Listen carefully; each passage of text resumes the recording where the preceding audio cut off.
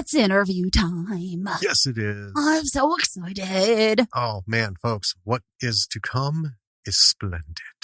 Yes. Just so splendid. Yes. You know, we've done a lot of interviews with directors and actors and a script doctor and people who do like a little bit of everything. Yep. But this is our first interview with a killer. Yes. Not a real killer, but an on-screen killer. It's not a true crime podcast, folks. Sorry. No, but he's a fucking dope killer clown. Yes. David Howard Thornton. People. Amazing. Amazing. Not just as Art the Clown. Check out all of his work. And as you're going to find out in just a moment, he is just a fantastically wonderful guy, right? Look for him at conventions and stuff because he gets out there. He does the grind. He does, you know. Yeah, this is why we go. Yeah. You know, everyone goes to meet these kinds of people. He's just got a lot of positivity, a lot of energy, and he's funny. Yeah, he is. And this was really great. And he does great voices. And he does. Yeah. And it ran for a while, you know. It did. We went on some tangents. We did, and that's great. That's what conversation's all about. Mm-hmm. But, you know, listeners, as you know, if people are going to just keep talking to us, we're just going to keep talking back to them. That's right. And, you know, we love it that when someone just wants to keep giving time. Yes. So we utilized it. And, yeah, I think you guys are going to enjoy this. I'm so excited. Let's just start. We'll just do it now. All right, let's get into it.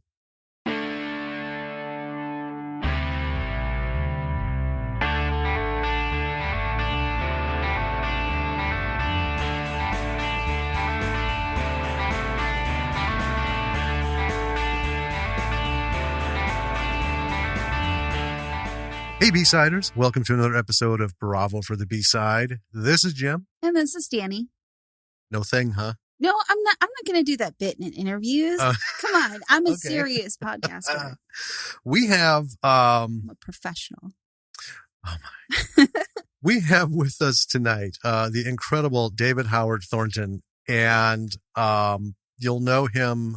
We talked at length in our episode on Terrifier as Art the Clown.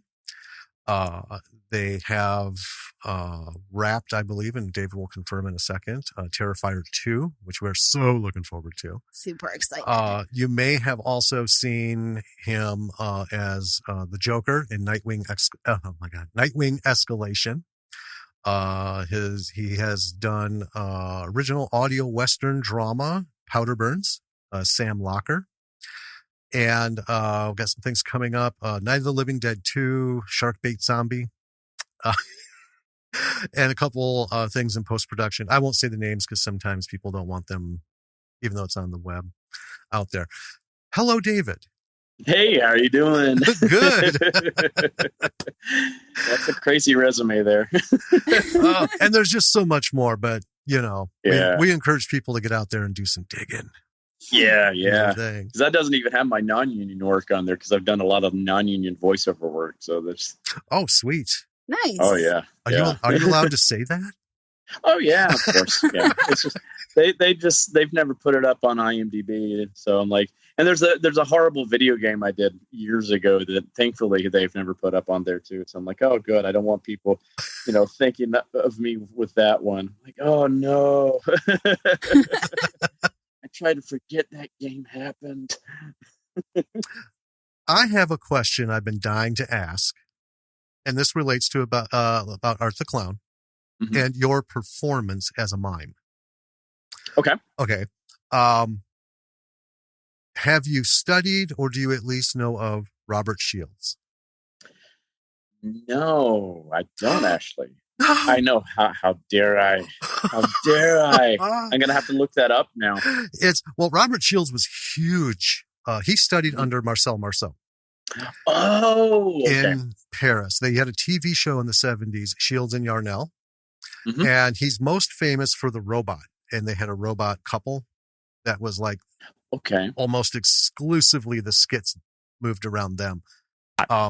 Yeah, look him up because there's shots of him in Paris wearing like a drum major jacket, and he is so athletic and crazy. He got arrested so many times in Paris for performing in the squares. But that's saying a lot too, because they lost so much of that. Oh yeah, I used to live near Sedona, Arizona, where he ended up settling, and I met him several times. Oh wow! He had a restaurant. He had a slow jazz station. I'd go eat at his restaurant, and sometimes he would show up and perform unannounced. And I got some doodads he signed, pictures with him. You know, he's just a really cool guy. And I've actually probably seen his work before, just didn't realize it. A lot of people have done that. They'll get back to like, oh, I know who that dude is. I just didn't know his name. Yeah. You know, but I'm one of those perennial geeks, so I can name Shields and Yarnell, Captain and Tennille. Captain Coke, you know. Well, tell us a little bit about the mime training. Yeah, well, actually, oddly enough, I don't really have actual mime training per se. Okay. I have just been a lifelong student of physical comedy.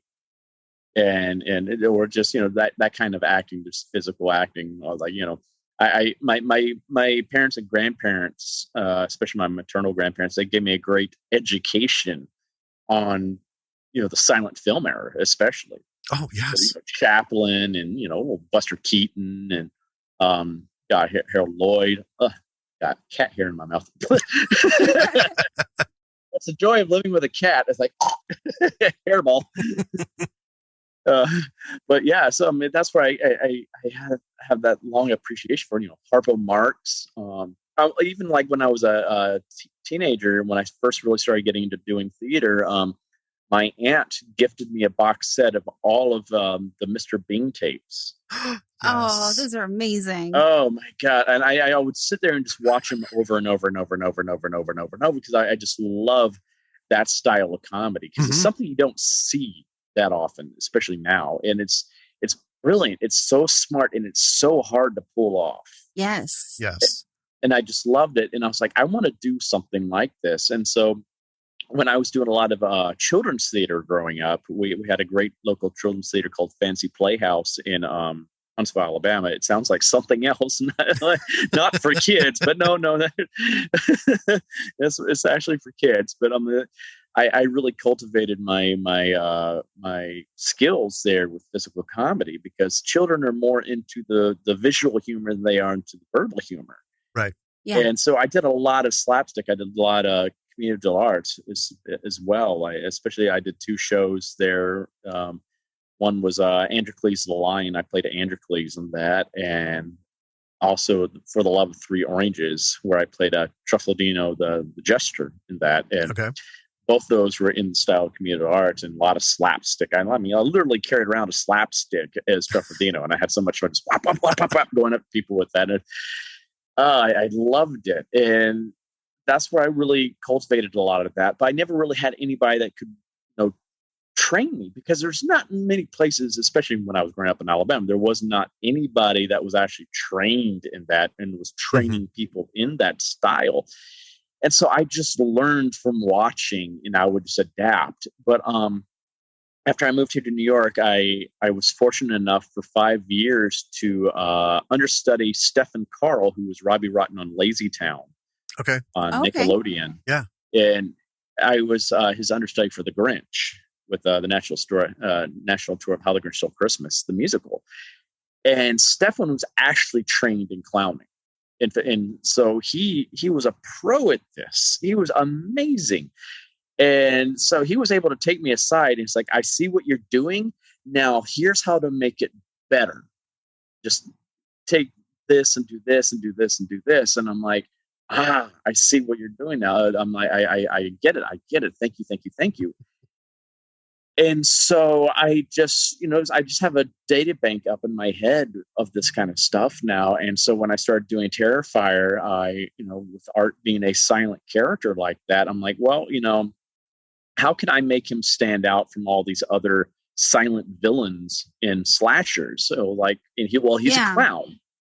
And well, let's bring more of that aspect to the character than what Mike Giannelli did with it in All Hallows Eve. And so that's what I did. And I was like, that's how I approached it. I was like, okay, how would Stefan approach a lot of these situations that Art's in? Mm-hmm. And that's basically what I did. I called it my WWSD moments, my what will Stefan do moment.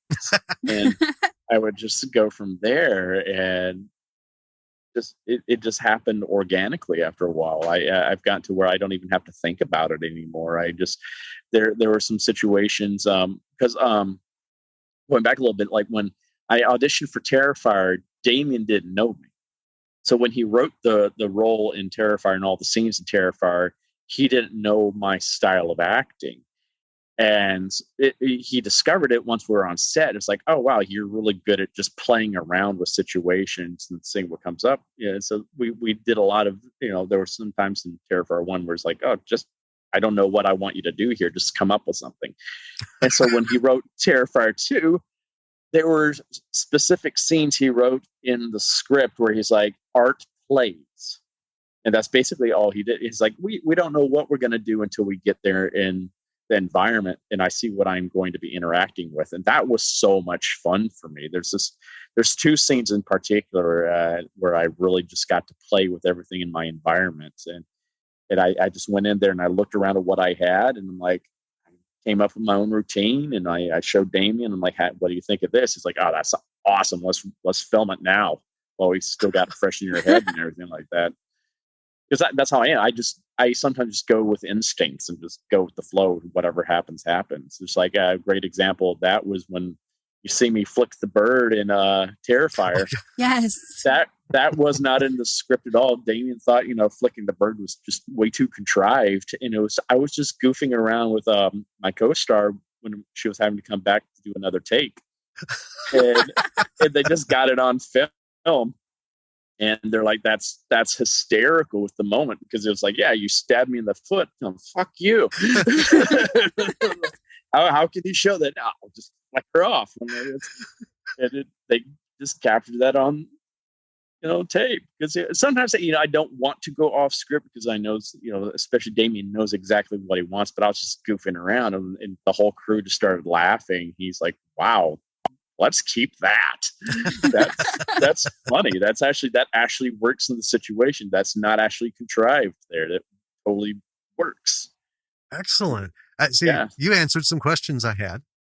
Oh, okay, cool. Well, yeah, because that whole, Art the Clown.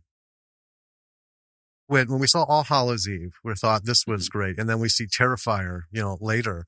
We're like, oh, his whole head's in the poster. This is all art, and yes. What you brought to that. And that's one thing I was going to ask is, how much of that was you, it's because there's always a tough balance. The director has a vision, and, in indie film, more often than not, they've written or had a hand in writing what they're filming. Right. But this kind of relationship, I love hearing about these, where a director has enough faith in the performers to let them take the reins and at least feel it out. I think that is something that, lacks in the Hollywood structured films, because, you don't have $150 million on the line. No. And you only want to make yourselves happy, and obviously the audience, but you know who you're reaching out to. And, if you get the crew laughing, you did something right. Yes. That's the thing. And that's what I love about working with this crew, not just Damien, just the whole entire crew. It's a very inclusive environment. It's a team. Mm-hmm. And even if it's not Damien or I, someone else has an idea, we're like, yeah, let's hear it. Let's see if that might work instead. And, we play around with things. And that's what I liked about this. Is like, because it was a nice little balance, both films, where it's a balance between, Damien and I. It wasn't, one person was really dictating the whole entire thing. It's like, he would have ideas, and he would know there would be certain moments where he knew exactly what he wanted Art to do, down to the facial expressions he was making. And other times it's like, let's just see what we can come up with here in the situation. And So it was a lot of that, and that's what I really like, because I've worked with directors where they're my way or the highway, or I've had other directors who's like whatever, and there's no direction at all, and I'm like, I don't know if I'm doing everything right here.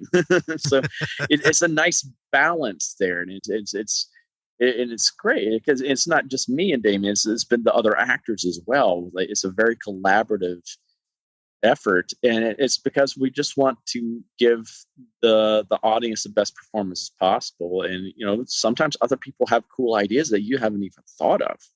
Oh yeah. And it's like, oh my God, let's try that. And that's what we do. Like, we would do certain takes. We're like, I mean, sometimes David would just like, okay, let's do serious takes now. Okay, now David, just play. And that way he just had options. Like, another great example of that was the scene in Terrifier where I've got Jenna Cannell's character Tara tied up to the chair, and I'm pulling out different instruments from my bag and taunting her. I was doing some comedic things, and I was doing some scary things. I mean, I did. There was this one prop that we had in there that looked like this. It was like this big pole, and it had this big, huge metal spike going out perpendicular to it. So it kind of looked like a golf club, but with a big, huge spike instead for the club. Okay. And so I did the whole Johnny Carson swinging the golf club bit and everything with it, just like I was going to hit her kneecap with it. I'm like, oh, fooled ya. Gotcha. And that was, and so I was doing both funny and scary. And we just kind of looked at it. It's like, yeah, the funny stuff is funny, but yeah, let's not do funny here. But we had those options. Right.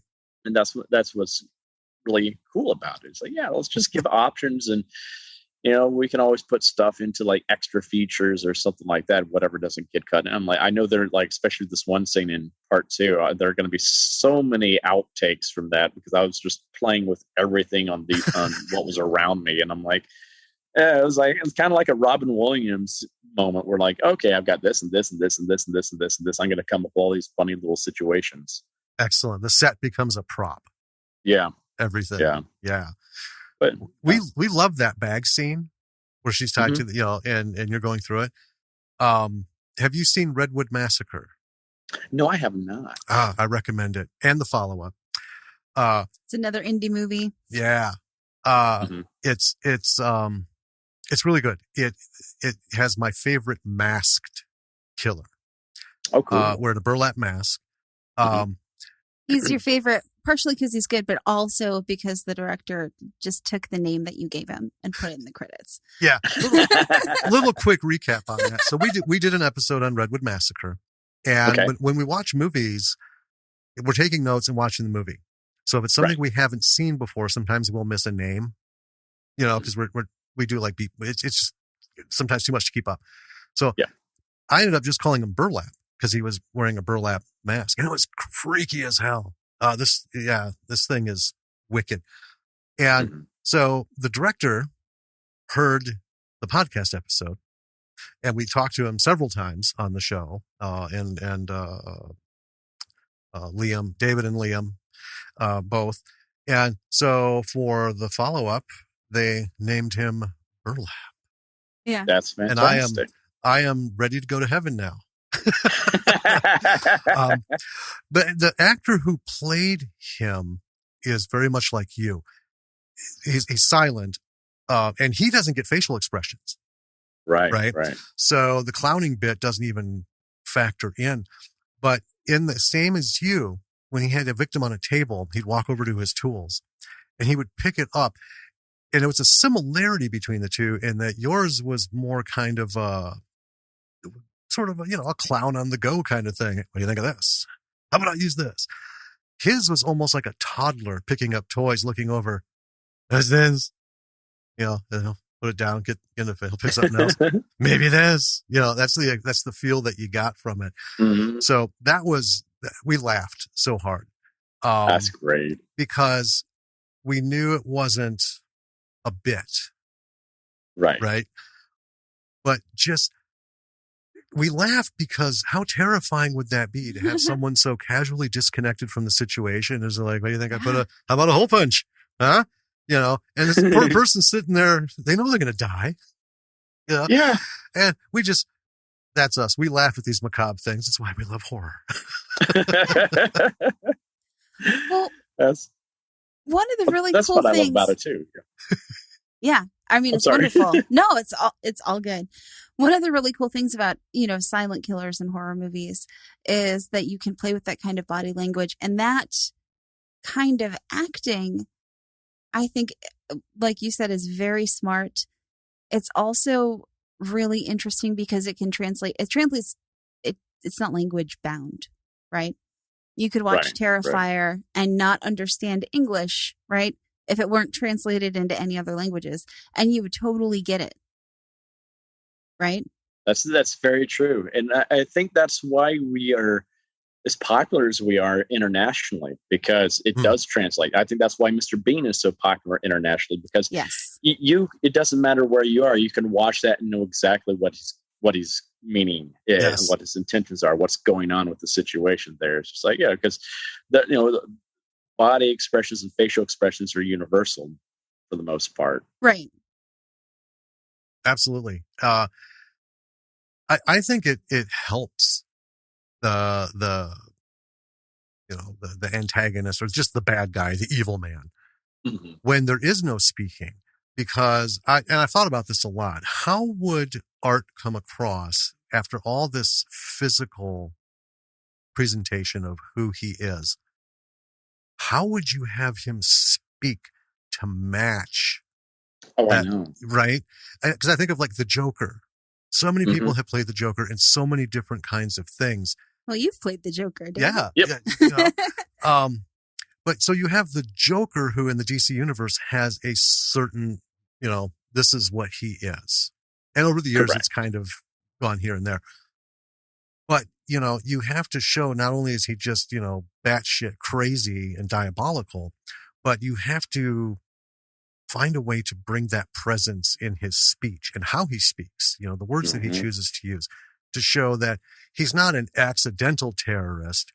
He has put some deep thought into this. A lot of thought. Yeah. He loves to show that too, with all of his monologuing. Yes, he loves to articulate. He is the best non-Bond villain ever. Yeah. Oh my God, he's got some of the best monologues out there. It's just about, sanity and all that. It's just, I love it. Love it. Oh, so yeah, Art, I think, does good as a silent. Oh, definitely. Definitely. Because I've had people ask me if he's ever going to speak. I'm like, no. And because it just, and plus the voice that, that would come out of him, people would be so upset with.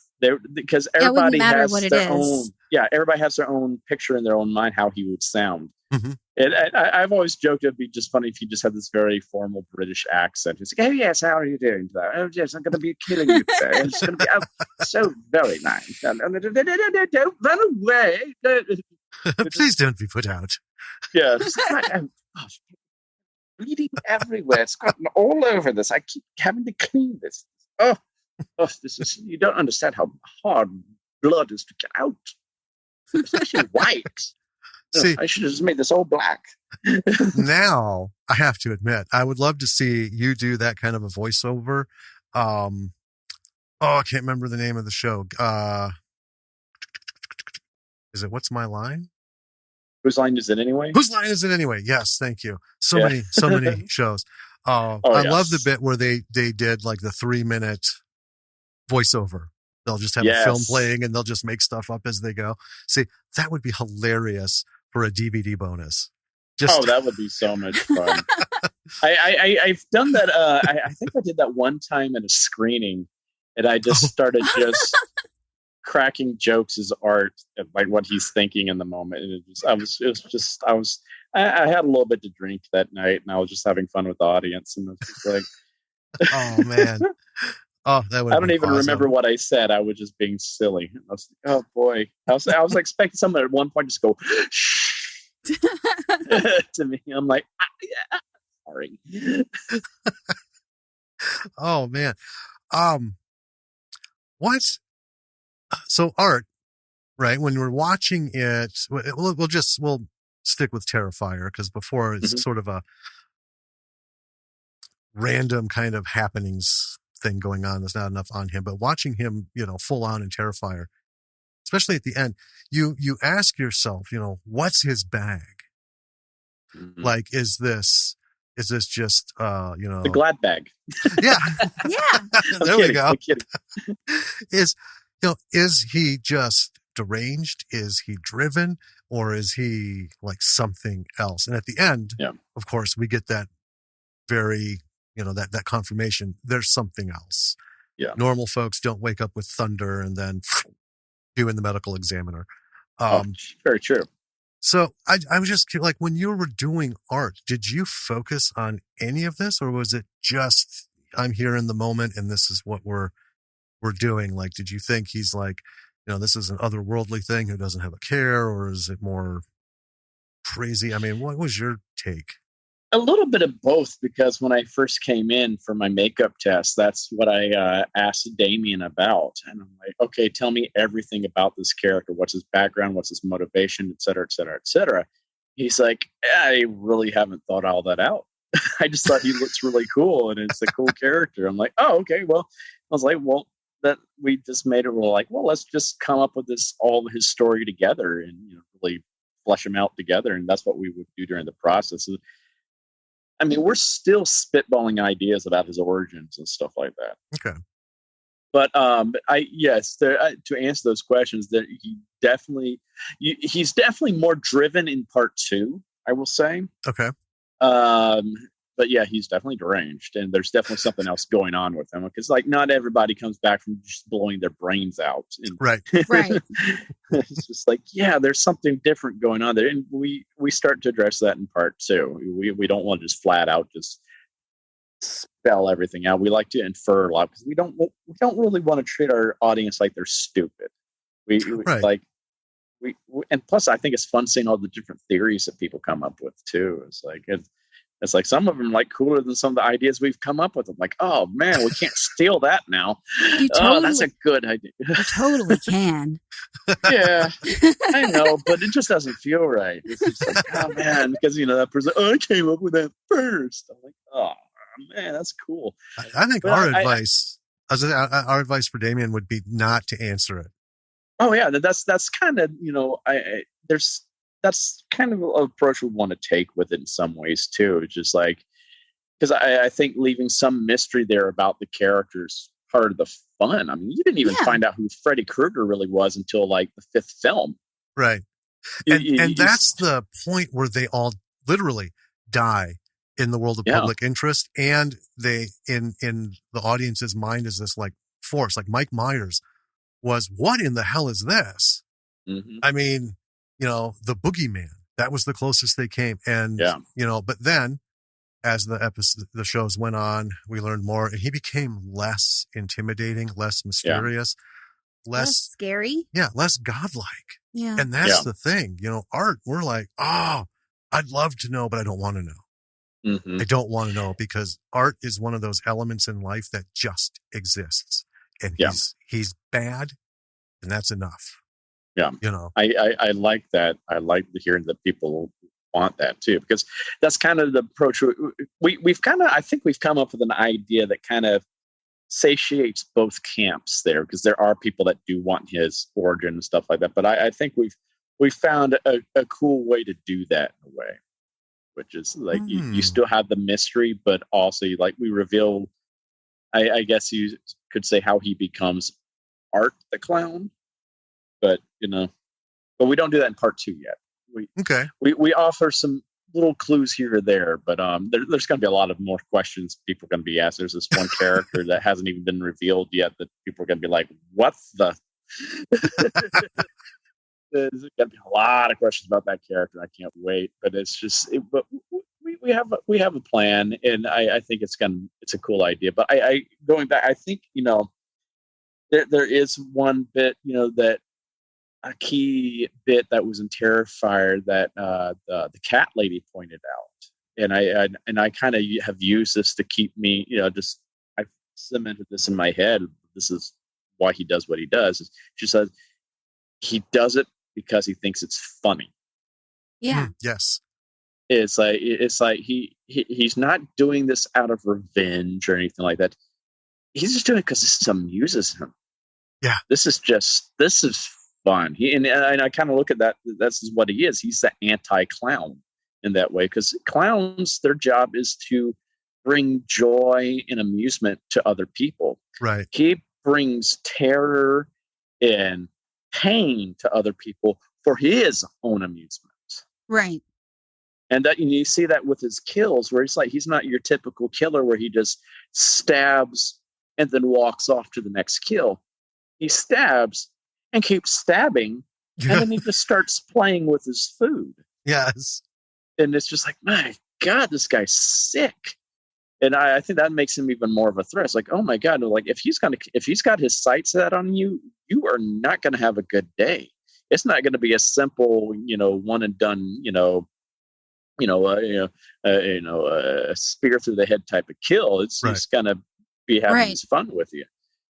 And even if it is a quick kill, he's going to do some crazy stuff with your body afterwards. Yep. Yeah. And it's just like, oh God, he's just it's such a demented character. And that's what I love about him. And I think that's what, feeds more into like, his background that I am excited about exploring more in the future. It's like, oh my God, this is a really messed up character. We don't want, that's the main thing that Damien and I are talking, because like we were coming up with different origin stories, and I think we both have come up with some really cool things that we're just not going to use because they made him sympathetic, and we don't want people to sympathize with him. No. Right. No. Don't want people to feel sorry for him. It's like, he's not some abused guy that's it's like, right. Adding that human factor, yeah, it demystifies this force for us. And now it's like, because we've talked about many times in horror and other things, the best villains are the ones with no motivation. They simply want to see the world burn. That's it. And that's scary. That is the scariest thing, because you can't have a conversation with someone like that. You can't reason with them. With them. You can't gain empathy or sympathy from them. Yeah. It's not like the Mr. Freezes where you can like, reach the human part of them and like, hey, look, what you're doing is wrong and blah, blah, blah, blah. You can change this about you. Someone like Art, you can't reason with them. And that's what I love. We did that scene with the cat lady where we made people think that, there is that human aspect to him.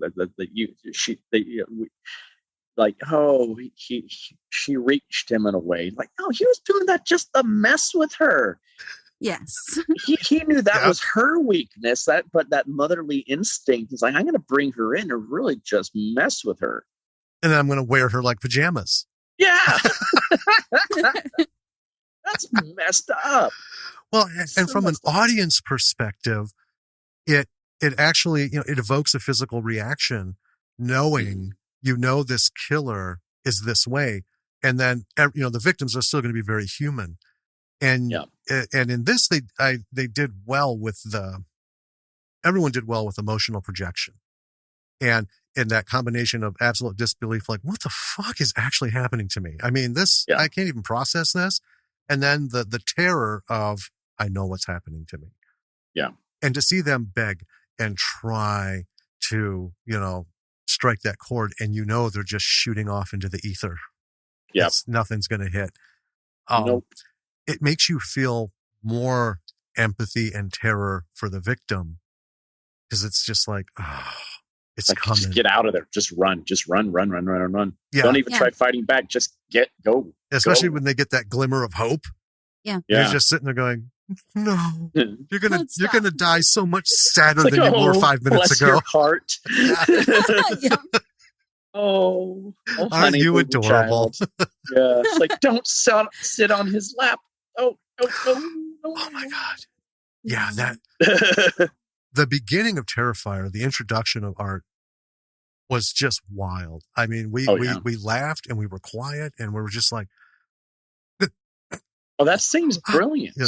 Oh yeah. I that's my favorite scene in the movie, and it's so brilliant because you don't have to have some exposition about who he is or anything like that. There's none. And you just see everything about this character in that one scene. You see his playful side. You see his creepy side. Then you see his just sadistic, evil, just good God side. It's all there. You know everything you need to know about the guy in like 5 minutes or less. You don't have to have some narration going, oh, he's this. It's like, oh, no, we got him. We got him. Nope. Yep. Stay away. One of the things I liked was when he left and went to the bathroom. Mm-hmm. And I mentioned this on our episode. If you live in New York, if you lived in New York through your like teen years and stuff, you've had to have, you live in the city, you've worked at a pizza shop or some place for a little while. I have actually. Yes. Yeah. And in the show, I said, well, and if you're listening and you're doing that and you haven't washed shit off the bathroom walls yet, you haven't been there long enough. Yep. Pretty much. Yep. I've had that happen, and I'm like, no, I don't get paid enough. I'm handling food. You don't want me to do this. Yep. Someone else has to do this. But I liked that level of in the introduction of Art. It isn't just about murder. You know, he's just operating on a whole new plane. So now I'm just going to go smear some shit in the walls and write my name. And then carry on like, you know, nothing's happened.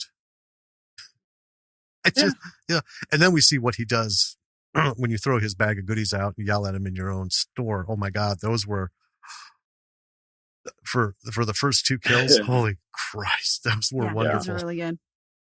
Yeah, that was. Oh man, yeah. They're fun kills, and it's like Damien just outdid himself with those practical effects too. Like just the face that I'm stabbing into. I was really stabbing in with a real scalpel into this, and he built layers under this thing with muscles. And I was like, oh man! I was like, when I was stabbing into, I was like, oh my God, dude, you got like a muscle layer under here, and there's all this, and there's bone, and I'm like, whoa! I was like, you don't even see all that on film. I was like, this is insane. This is amazing. Well, that was one of the high kudos we get. Do you want to talk about practical stuff? Well, yeah, this movie is all practical, you know, and that, okay, for one, not easy to do, right? But it looks amazing. Yeah. The blood in this movie, so much blood. So good. Much blood. I actually wanted to ask you, because Art has prosthetics on his face, right? Correct. You get prosthetics and stuff. When you see him, like, do you get freaked out? Because, I mean, obviously you look, you don't look like Art, right? Right. Thankfully. I think my dentist is very thankful of that too. Oh, yeah. Oh my God. But yeah, does it freak you out, like seeing him? It did at first, because I'm like the makeup I wear is so light. I forget sometimes I'm wearing it, and I would go to the bathroom and I would just and I'll just look up in the mirror. I'm like, oh God, hey, buddy, hey. It's just me. And I would just do that to my coworkers and co-stars in this too, where I would just be standing nonchalantly behind them. They didn't know I was there, and they'd turn around, and I'm just like, oh, hi. And they're like, ah, man, fuck you. I'm like, sorry. Sometimes I would do it intentionally. I did that especially to our female lead in part 2. She has a fear of clowns. And I am so surprised I did not get my face punched in so many times. She's got, you know, she takes multiple martial arts and stuff like that, so she could literally kick my ass. And I'm like, man, I was playing with fire there. I was like, but she would be in a conversation, I would just stand behind her, and she would just turn around, and I'm like, hi. God.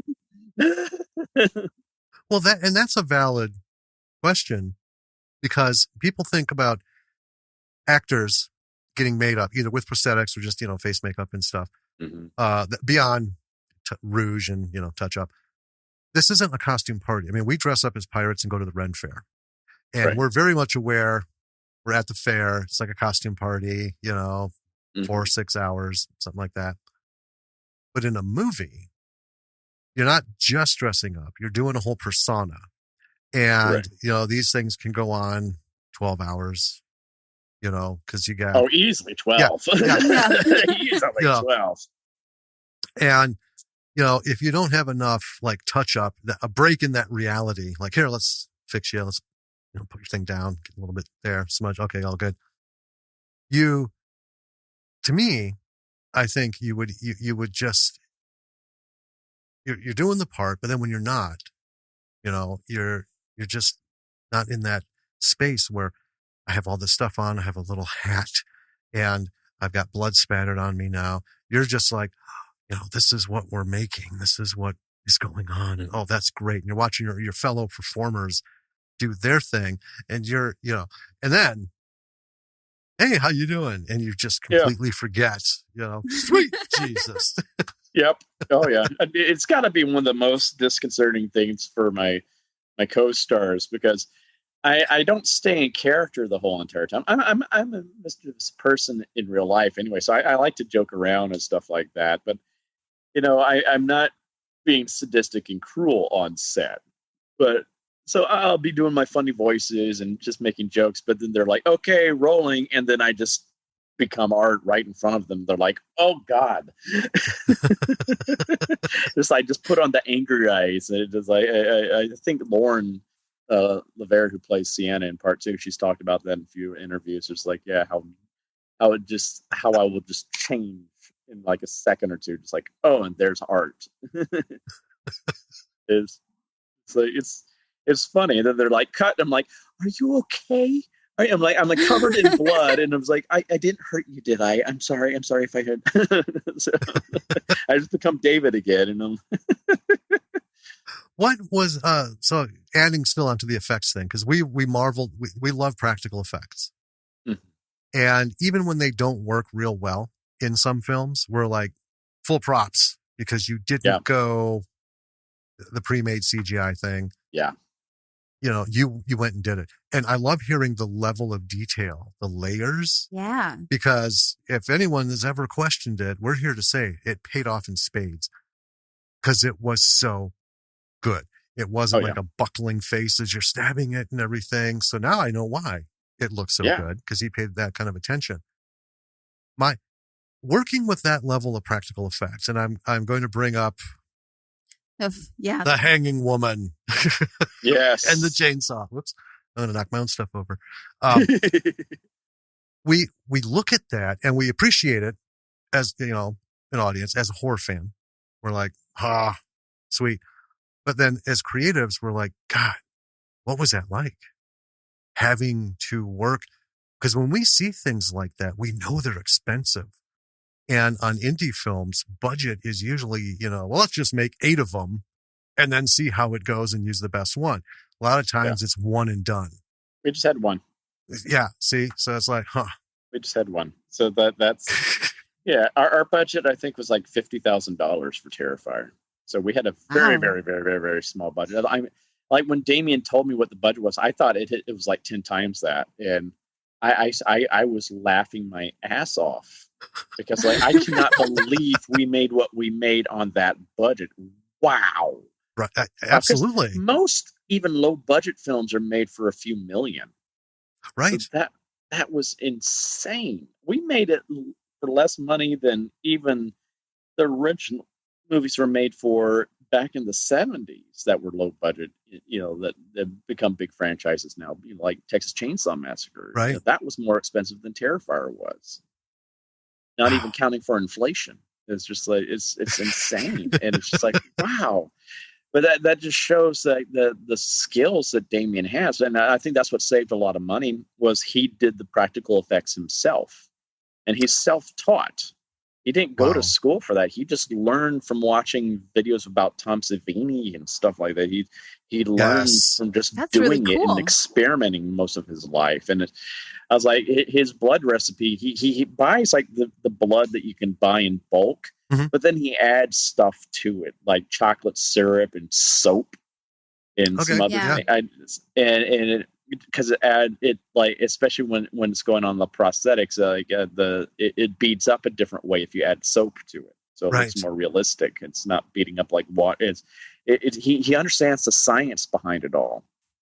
He's a pro at this stuff. And like going back to the hacksaw scene, that was such a hard scene to do too, because it was it's a dangerous thing. It's never been done before. They had to build a rig. They tested it on our DP, since he was like the biggest guy in the crew, and like, well, if it's going to hold George, it's going to hold anybody. Mm-hmm. And so they did that, and we could only let Catherine hang upside down for 30 seconds at a time because it's so dangerous for a human to be upside down. Right. Yeah. And so that made it so difficult to shoot, because we're like, oh God, we only have 30 seconds. Let's go. And then we'd swing her back up and swing her back down again after she rested for a little bit. Let's do it again. And it was such a stressful night that night, especially with her. We did in 3 parts. We shot Jenna Cannell's stuff first, and that was in New Jersey, because she had to go film The Bye-Bye Man. Okay. And then we shot Catherine's stuff 2 months later in Staten Island, and it was 20 degrees that night. And we had no heat in that room. So that was miserable for her. Oh my God. Such a pro. I'm like, no complaining. She knew what this scene was going to become. So she was like, yeah, I'll suffer now, but it's going to be worth it. And then another day, I got to actually cut through the prosthetic they made of her with a real hacksaw. And that's when we added the intestines falling out and all that kind of stuff. Right. So that was a less stressful day, because I was like, oh, now I can just have fun cutting this thing. But I can only cut it one time. Right. Oh, yeah. And that's waterfall right. coming down. And that's the thing. These huge gambles. Yeah. Oh, yeah. And that's how both films have been with some of these prosthetics. So like, it's a one-shot deal. And those are not really is like part one. I mean, like when I pulled the head off of the exterminator, that was a one-shot deal, and I just did that myself. That was kind of cool. But like, we have some prosthetics in part 2 where I have horrible depth perception. Okay. And of course, I'm not able to wear my glasses when I'm art. So I'm like, oh God.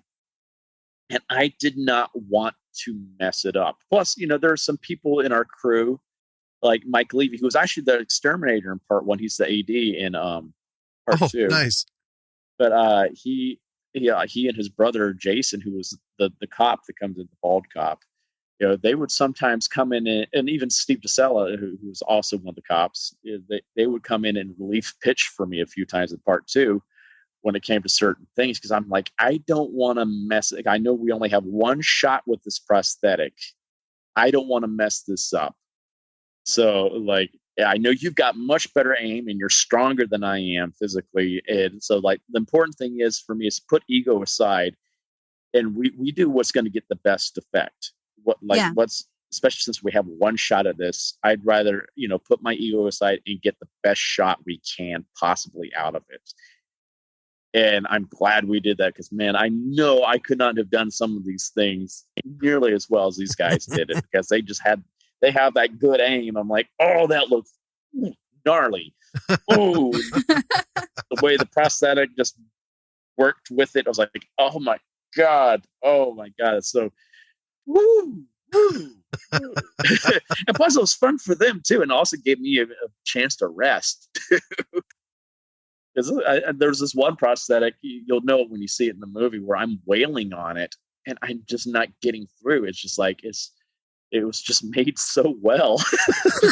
And I was just getting winded. I'm like, I'm getting tired. And then Mike comes in. He's much stronger than me. He finally took him a few blows, and he finally cracked through it. And we're like, wow, there we go. That's the shot we needed too. So great. Oh, man, we talked several months back about blood in these, where any film, any level of film that we can reference, so much disparity in the blood realm.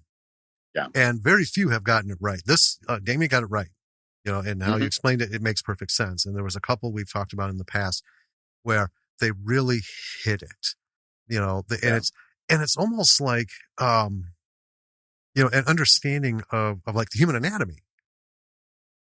When you bite your lip, the blood that comes out is going to be very different than the blood that comes out of your thigh if you stab yourself with a small spike or, a large nail, Right. The paper cut blood is different than like a bloody nose. All these things. And that's one of the things that I think just made Terrifier so marvelously, but, cringingly gruesome. Just visceral. Yeah. Was the kinds of blood when the intestines fell out. You can tell it wasn't the same as what's, how it's sitting on the face. And, Correct. it was really, just really well done. Yeah. I need to ask this question. Mm-hmm. Do you ever think you'd reach a point in your life where you'd be able to see yourself in what size is it? Is it 8-inch or 12-inch figure? Yeah. But what are those? A figure of you. 12-inch figure. Is it? Oh, I never imagined that. I never imagined that. And the funny thing is that's always been a lifelong goal of mine. I always wanted to have an action figure of a character I've played one day. Nice. Well, but I never imagined that would happen, especially this type of character. I never imagined I would be a horror quote unquote icon, as some people are saying now. And I'm like, that's because that's not, I'm a nerd. I'm a little scrawny little geek. I'm like, in my head, I always think of like the horror guys, big, huge, burly, muscle-bound men. I'm like, that's not me. I'm like Randy from Scream. So it's the most surreal thing to see this. The Halloween costumes and there's so much of what things fans have created. Yeah, it just boggles my mind. The artwork that's out there and just like full resin bust replicas. Yeah, because we're obviously not the first podcast to do Terrifier. I mean, that's been going on, and I know it's funny because we were doing it. We had just recorded it, but our things are 2 weeks. We record everything 2 weeks early. Okay, just in case something comes up. We'll have time to catch up and not miss a weekly post. But we've seen so much fan art that people have shown, hey, we're doing Terrifier this week. And we're like, we already did that, but yeah, that's gorgeous, man. That poster, and just looking up, just like the poster, to put up with the tweets, here's what's this week's episode. I saw so much stuff out there that was unofficial, and it's gorgeous, but you are absolutely an icon. Oh yeah. With art, because here's the thing. You can come up with any crazy ass kind of character doing all kinds of wacky shit to people and blooded up, gored up. You can even go old grindhouse and throw cow's livers against the wall, right? Mm-hmm. And do all that stuff. But it's the actor as that character that makes or breaks, those pinnacle moments. Right. And you, and the process that you explained with Damien and just everyone else, I think, that is a magical formula, because everything came together to make this a truly memorable and almost obsessively memorable character in the horror world. Yeah, because we're like, we don't really collect like horror figures per se. We're geeks too. I mean, there's some, they're kind of hidden, but I got Zephyrim from Star Trek, right? Wow. Who has a 12-inch figure of the inventor of warp drive? I do. And we got Lord of the Rings. We got stuff everywhere. But every now and again, though, we're what we call fascination collectors. We love all this stuff, but we just don't have room for it, and we don't have that kind of money, because it can get expensive quick. But we see something like art, and we're like, you know what? That's one of them. Yeah. That's one we're going to get. Because I have actually been trying to reach out to different companies on behalf of David Ryan Keith, who did Redwood Massacre, to get them to do a burlap figure. Because if you see the movies, you're like, he needs to be on a shelf somewhere. It's just haunting, and it's cool. He's this big hulky guy. And the guy who plays him is like you. He's so gentle and, and quiet. That's the funny thing. Is like most of these actors that I have met, they all these guys that play these horrible, horrible characters on screen are just the biggest teddy bears in real life. Yes. Yeah. In fact, David would talk about he had problems with Ben because he's supposed to be roughing people up, and especially when it came to the women. he was so reluctant to do too much. You know, he didn't want to hurt Same him. here. Yeah. You know? Same here. I'm like, they're like, Jenna Cannell's like, David, you can actually do that to me. So it actually gives me something to work off of. And I'm like, are you sure? I'm like, yes, go ahead. Put your fingers on my eyes and press in. It gives me something to react off. I'm like, I don't want to hurt you. So I guess, okay, if you hurt me, then I'll kick your ass later. But let's get the shot. Well, and that's what happened there. One of the women was almost yelling at him, "Hit me!"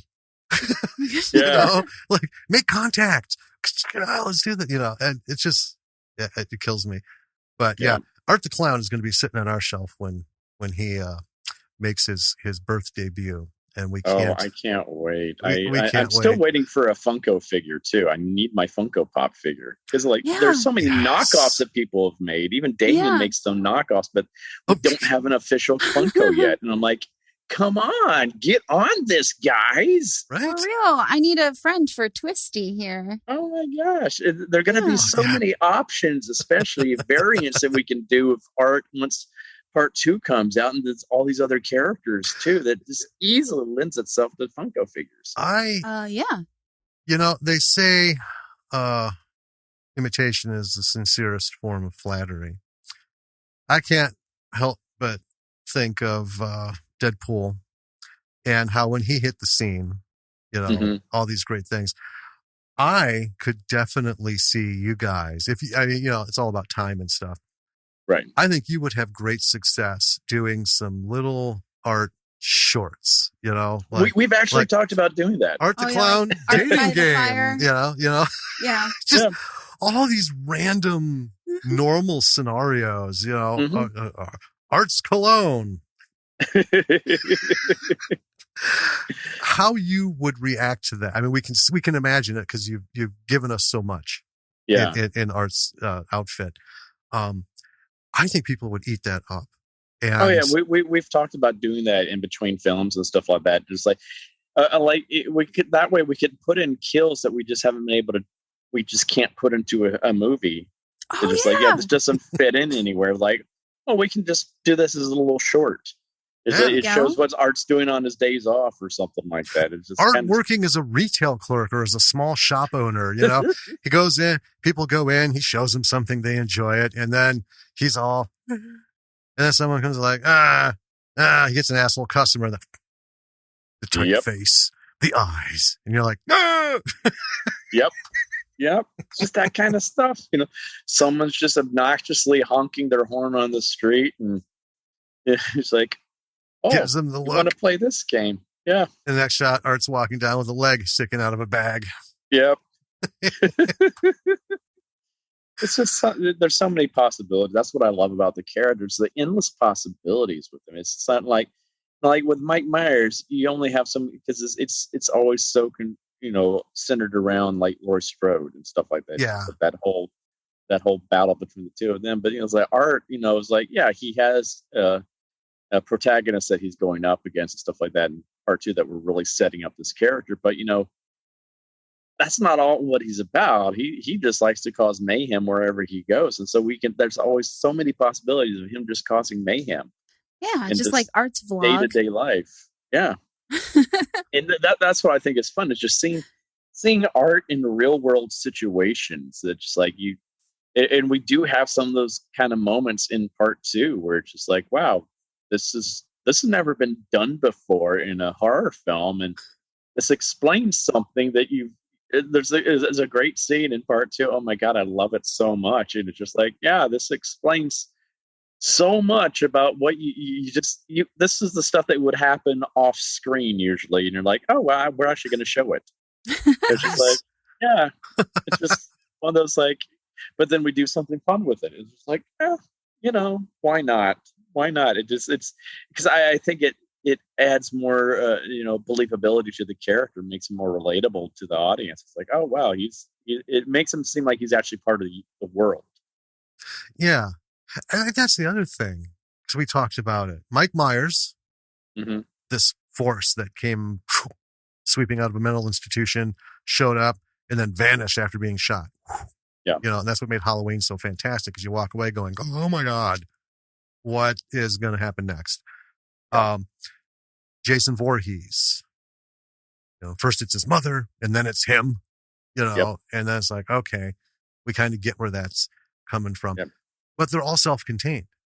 You know, it's Camp Crystal Lake. And once they moved out of Camp Crystal Lake, it was like, is fucking Jason on vacation? I mean, it doesn't work. Plus, take Jason on the cruise to Manhattan. Yeah. and none of it worked. It didn't work because they were so reliant on their atmosphere. I mean, if you took Mike Myers and dropped him off in Vegas, I wouldn't be interested. No. It's because, you could drop Art off in any location. Anywhere. And it's just like, Art is the next. God. He's the next. Where's Waldo? Possibilities are endless. Oh my God, Art in Vegas would just be insane. That'd be so fun. Oh my God, it's just that kind of stuff. Where's Art? Where's Art? I love those kind of ideas. It's just like dropping him in different situations. It's Art the Clown visits Pennsylvania Dutch country. Yeah.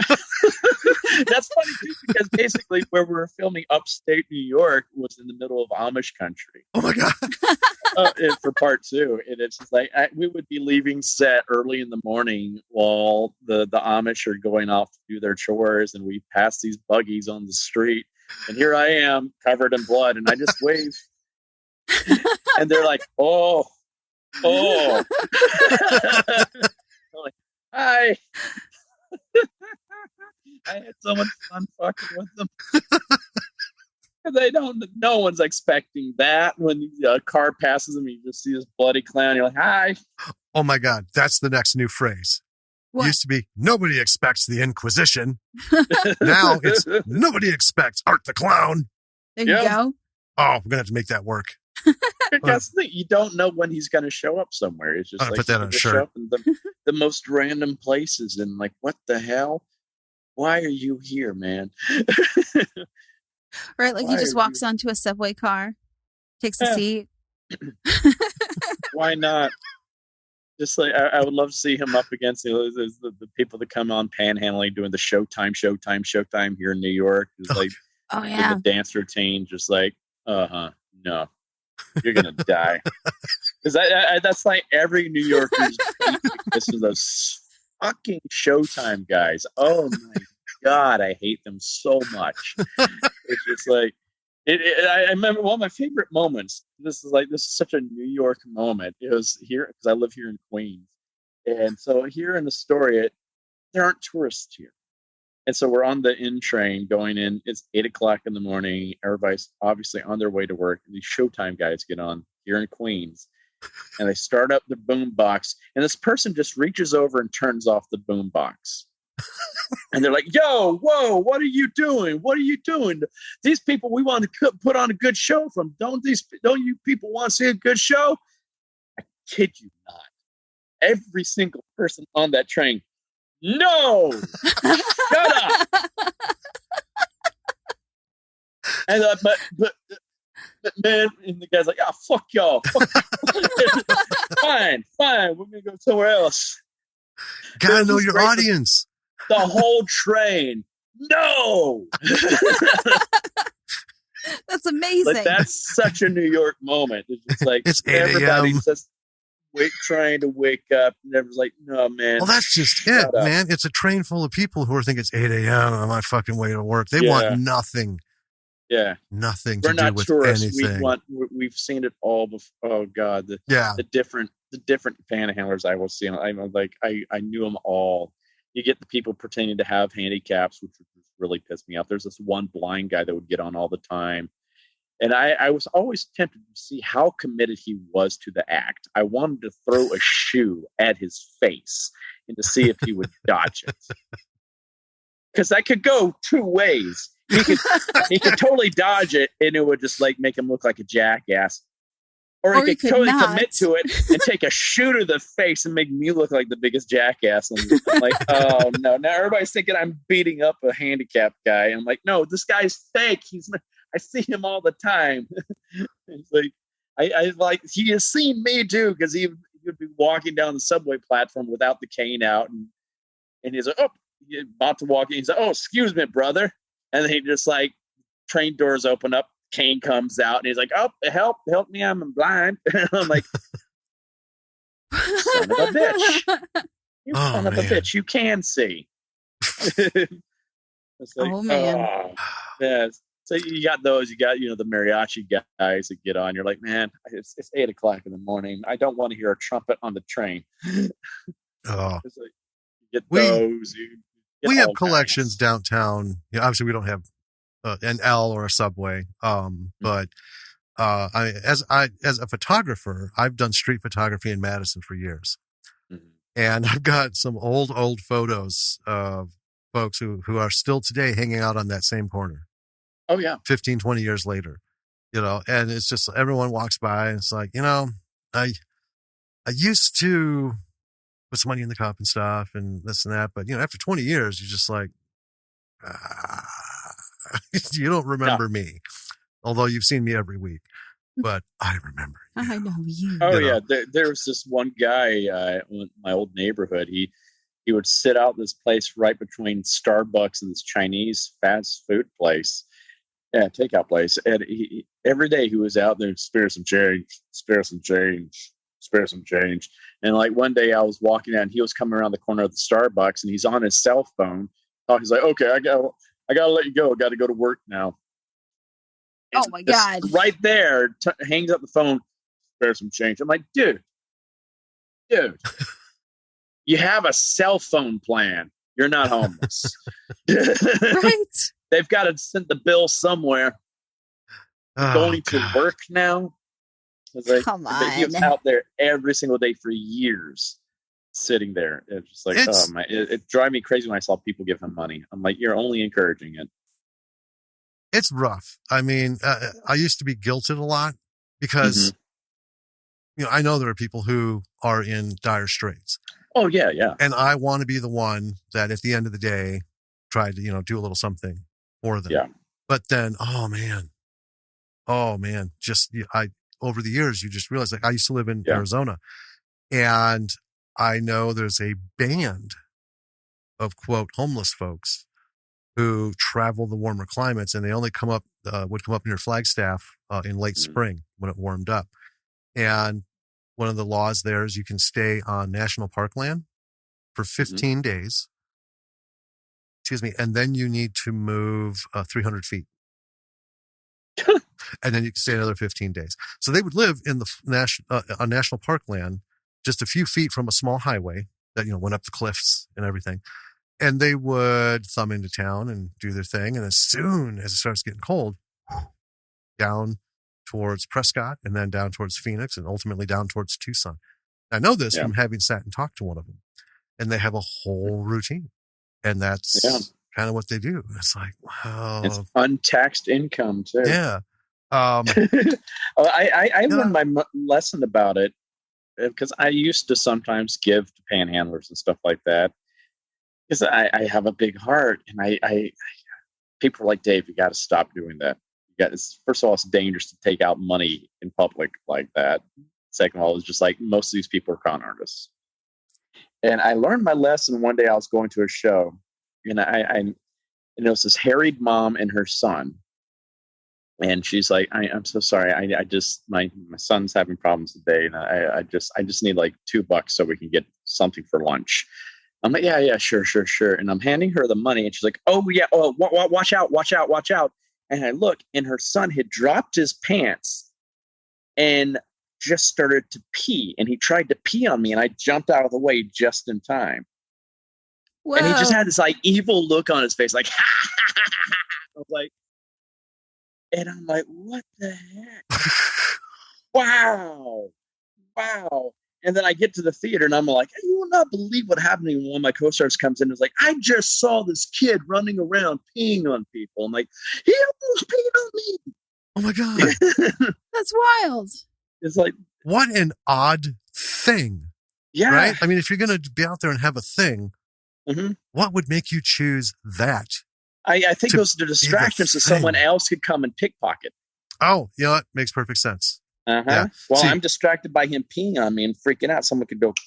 Well, it is New York. Yeah. And I say that not, disparagingly, but like here, we don't have anybody at that level of cleverness. Yeah. Here, panhandling usually resorts to violence, just pure and simple. I mean, there's not like any weird shit that goes on. They've over the years become very caustic and abusive. And in the last few years, we've had a lot of things happen downtown. That never happened when I was growing up and hanging out down there. I had a coworker come several years back. She was from New York, and she came, and I was driving her like to and from the airport and stuff, to like meetings, and because I, was the person who was around here, and we were at a gas station here, and this guy comes up to ask us for money, up to the window, and she just goes, "Call your mother." Like, New Yorkers just don't put up with it, and that's the thing. It's like, just go away. Most of the time now, I just ignore them. Just like that's after living here for 15 years now. Tomorrow is my 15th anniversary of living here in New York City. I just realized. Really? Congratulations! Well, congratulations! Yeah. Wow. But like when I first moved here, I would wave at people all the time on the street, just talk to everybody. I'd say, "Hey, how you doing? How you doing? How you doing?" That's how I'm from the South, and that's what we do. Yeah. And people are like, "Dave, you gotta stop doing that. You gotta just you gotta stop paying attention to the homeless people." It's like, I think one of those things that helped me stop paying attention to the homeless people was when I saw a guy just whip out his junk and start beating off right there in front of me, and another guy just started pumping a manhole. Oh, okay. Not a man's hole, but a manhole pumper in the street. And I was like, wow, okay. Yeah, I'm just going to turn a blind eye when it comes to this kind of stuff now, because I don't want to see certain things. I'm just like, Isn't it amazing? It's crazy how you just adapt. The hard divisions. We were just talking about this when we recorded the other night, about there's places in this country where there are cultures that exist like in their own bubble, and they are cultures we as outsiders just simply don't understand. We were talking about Winter's Bone. Oh yeah. And how, not to get into the whole thing, but we were just talking about how, real quick, the director showed us this foreign environment that captivate you. Just like, okay, what's going on? Why is this working this way? Because you just don't know it. And it's no different than seeing something take place on the streets of Japan, which was another movie we talked about, R100. But see, we just came back from vacation. We went down to Georgia, take our daughter to see her grandparents. And then we went to Savannah for a little free time for a week. And, it's not like neither of us have never been there before. Right. But, staying there, not on business, and God knows, I don't know how long, and just kind of soaking it in, it's very different. We always joke, just south of Springfield, Illinois is the y'all line, where you go from you all to y'all. And that's when I'm entering the South. Yeah. And then there's the Middle South and then the Deep South, Oh, yes. And I think it's, and it's funny, because most of the successful like fish out of water stories are usually like somebody from New York who gets thrown into, somewhere in Louisiana or Alabama, in this little town. The reverse of it, though, you coming from there and going to a place like New York, which is like, steel balls central. Yeah. I mean, New Yorkers, rightfully so, cling to the reputation of we're fucking New Yorkers. Yeah. No matter what happens, we will stand up and just keep going. Yep. But they also take no bullshit. Zero level of tolerance for this kind of shit that, and then when you bring that New York experience, someplace like Madison, Wisconsin, Midwest, not a whole lot going on. It's just so fucking funny because it seems like it's a really disproportionate reaction to a situation. Yeah. But the situation in New York, that's how everyone deals with it. Yeah. It's like no one's got time for it. Everybody's in a rush to get where they're going. That's what I thought was always very interesting. It's like everybody thinks just New Yorkers are rude. It's like, no, it's not rudeness. It's just like you have to build that hard exterior, because if not, you're going to have people trying to scam you every which way you're going. Mm-hmm. You know, there's always someone's trying to get you some money out of you or something. It's just, there's always something. And also you just got places you got to be. It's just like everybody's on the move. It's just like, and you just got to, you can't go against that flow. You can't just slowly walk down the sidewalk. You got to keep up with everybody else, or you're going to get run over. It's just like, yeah, New York is not the place where you go to just be you, to the beat of your own drum. It's funny because this is something we've been talking about with our daughter. You need to be an individual, you need to be you, but you also need to understand there are times in this world where you need to just hoe the row with everybody else at the same pace. Yep. Get on the fucking train. Don't dilly-pally. Don't do all this. Get on, grab, get off. Don't worry about texting and that, because your shit will get run over. Yep. Or at Someone the very will just least, grab your phone out of your hand too. They're like, "Yep, bye now." Yep, go over there. Yep. It's funny how I've realized that I'm like a combination of my Southern upbringing and also being a New Yorker. Now I have my moments where I don't put up with bullshit anymore. I learned that valuable word called no. Yeah. But I bring it out, but I still have that nice Southern disposition as well at times. It just, sometimes I have to bring out the New Yorker, sometimes I have to bring out the Alabama. It's just like, you have to find that balance there. It's like, the people that follow me on Facebook, something, they know how I can be sometimes. Like, sometimes people cross a certain line and I just don't put up with certain bullshit. I'm like, no, this is wrong. That's morally reprehensible, and I'm not going to tolerate that. So bye, and I'm going to call you out on it. I'm not just going to be try to, sugarcoat things and be nice to you. If you're going to, spout some, racist or prejudiced nonsense on my page, I'm going to call you out for it. Absolutely. Yeah. Because living here in New York, you can't be that way. You know what? There are times in throughout history where some section of the country, I felt like, should have stood up and taken the reins, because it was like their bag. Right. And with the pervasiveness of the internet, and it's like, we thought it was this big, but now it's exponentially bigger. And tomorrow we'll find out it's even more exponentially bigger. It's just like the things that become part of it are seemingly endless. And I think this is one of those moments in American history where the New York lifestyle needs to come in and say, this is how you handle shit on the web. This is how Put you on deal your with masks, get vaccinated, and stop with the bullshit. Exactly. Shut that shit down. Yeah. Bam. Don't, there's just, because that's how I've been fortunate to kind of travel all over. So I've sampled all of the stuff, and I see where, certain things work. Yeah. And that's kind of the thing is, well, that's good. I got an idea. How about we not be respectful of people's feelings when they're being, fascists? I don't care how they feel. I don't care how their mother feels about how I feel about them. We just need to shut it down. Yeah. Shut it down now. It's like, that's what the greatest generation did back in the 40s. They shut it down. Yeah. They're like, nope. Oh, so they're going to take over Europe and do this? Nah. Nope. Nope. That's how I feel about it. It's like that. They were the real Antifa, those were my grandparents, It's like, yeah, they didn't put up with that kind of crap. And I'm like, it appalls me that we're having that kind of stuff happening here now. And I'm like, whoa, no, we need to shut this down now. Yeah. And that's what I've done. I'm just like, I don't tolerate it at all on my page. I'm like, nope. Okay. You're going to start spouting that nonsense. Shutting it down. I'm going to call you out on it right now. It's like, yeah. It's like, hey, and then I'll be, oh, hey, look, this movie's coming out. Hey, I'm excited about this.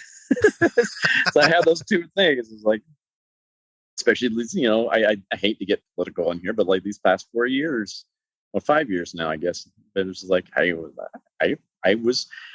got a lot of grief from people because I was very outspoken. But I felt it was a time where I couldn't stay silent. I was like, no, I got to speak out against this. This is wrong. And it's like, with great power comes great responsibility. Yeah, I might be a quote unquote celebrity, but I think that means I need to speak out even more, knowing that I can reach a larger audience. And it's like, this is wrong. And this needs to be known that this is wrong. Yeah. Not going to argue. Yeah, I know. I mean, but I've had people argue. Oh, I know. Oh, I've had people argue. And I'm like, unfortunately, I've lost some fans that way, but I'm like, well, so be it. I'm not going to change. That's kind of the thing. I mean, we have actively stopped following some people who, supported the previous regime. And it's a double thing. It's like, one, I respect you for saying your thing, right? You're a celebrity, but understand, and like you just pointed out, you're up here. That means you can be heard and you will be heard.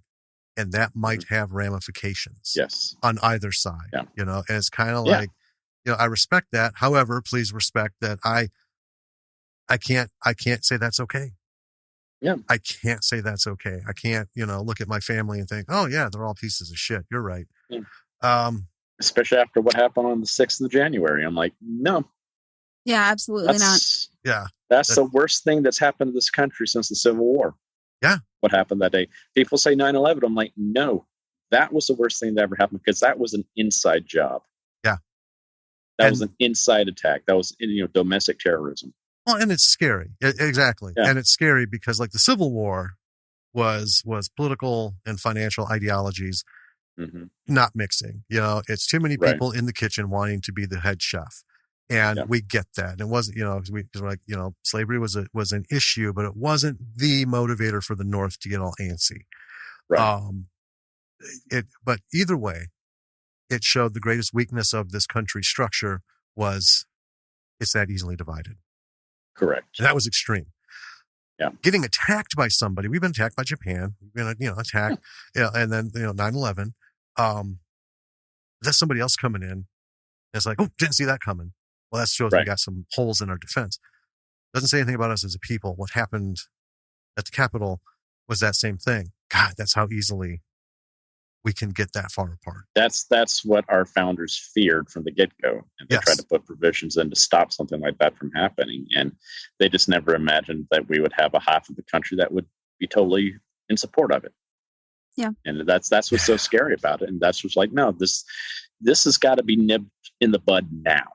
That's where the New York mentality comes like, no, we got to put a stop to this now.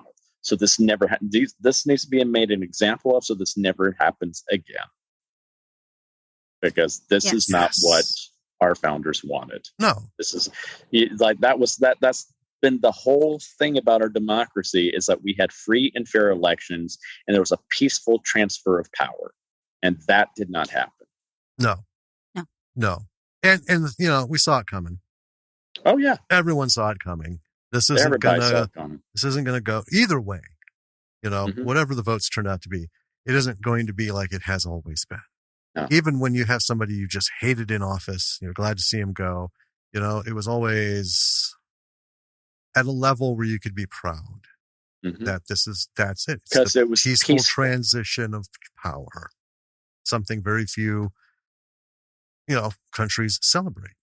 Yeah. And enjoy. But that's what makes America so unique. That's supposed to be our strong point, and that was attacked. Yeah.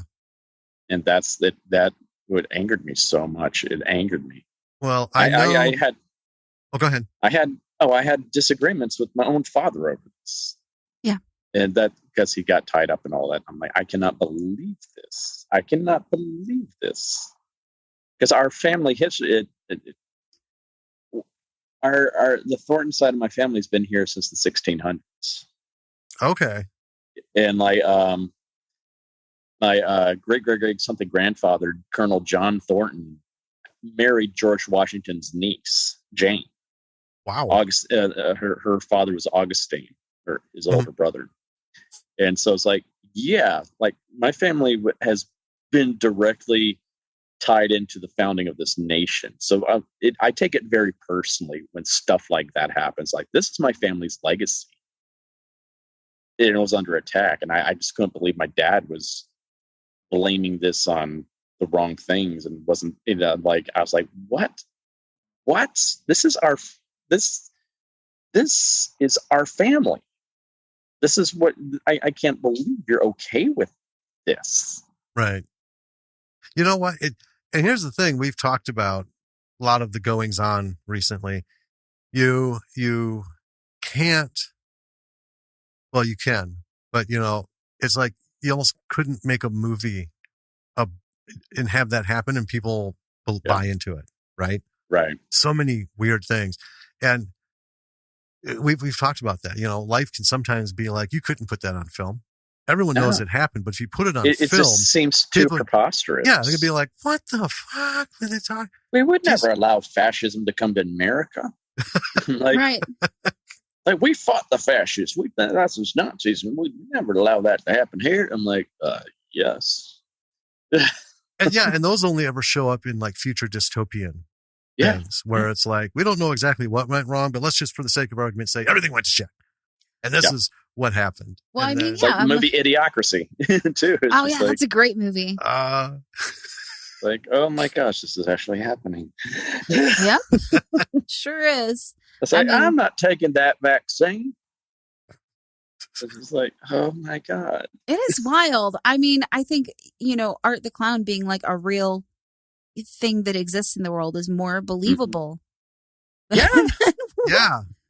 Yeah, you would think, we have a deadly virus worldwide. It's been killing millions of people. And there are people saying, nah, I don't believe it. I'm not taking anything to say. I'm like, I'd rather have the virus than take that vaccine. I'm like, what the is wrong with you? Yeah.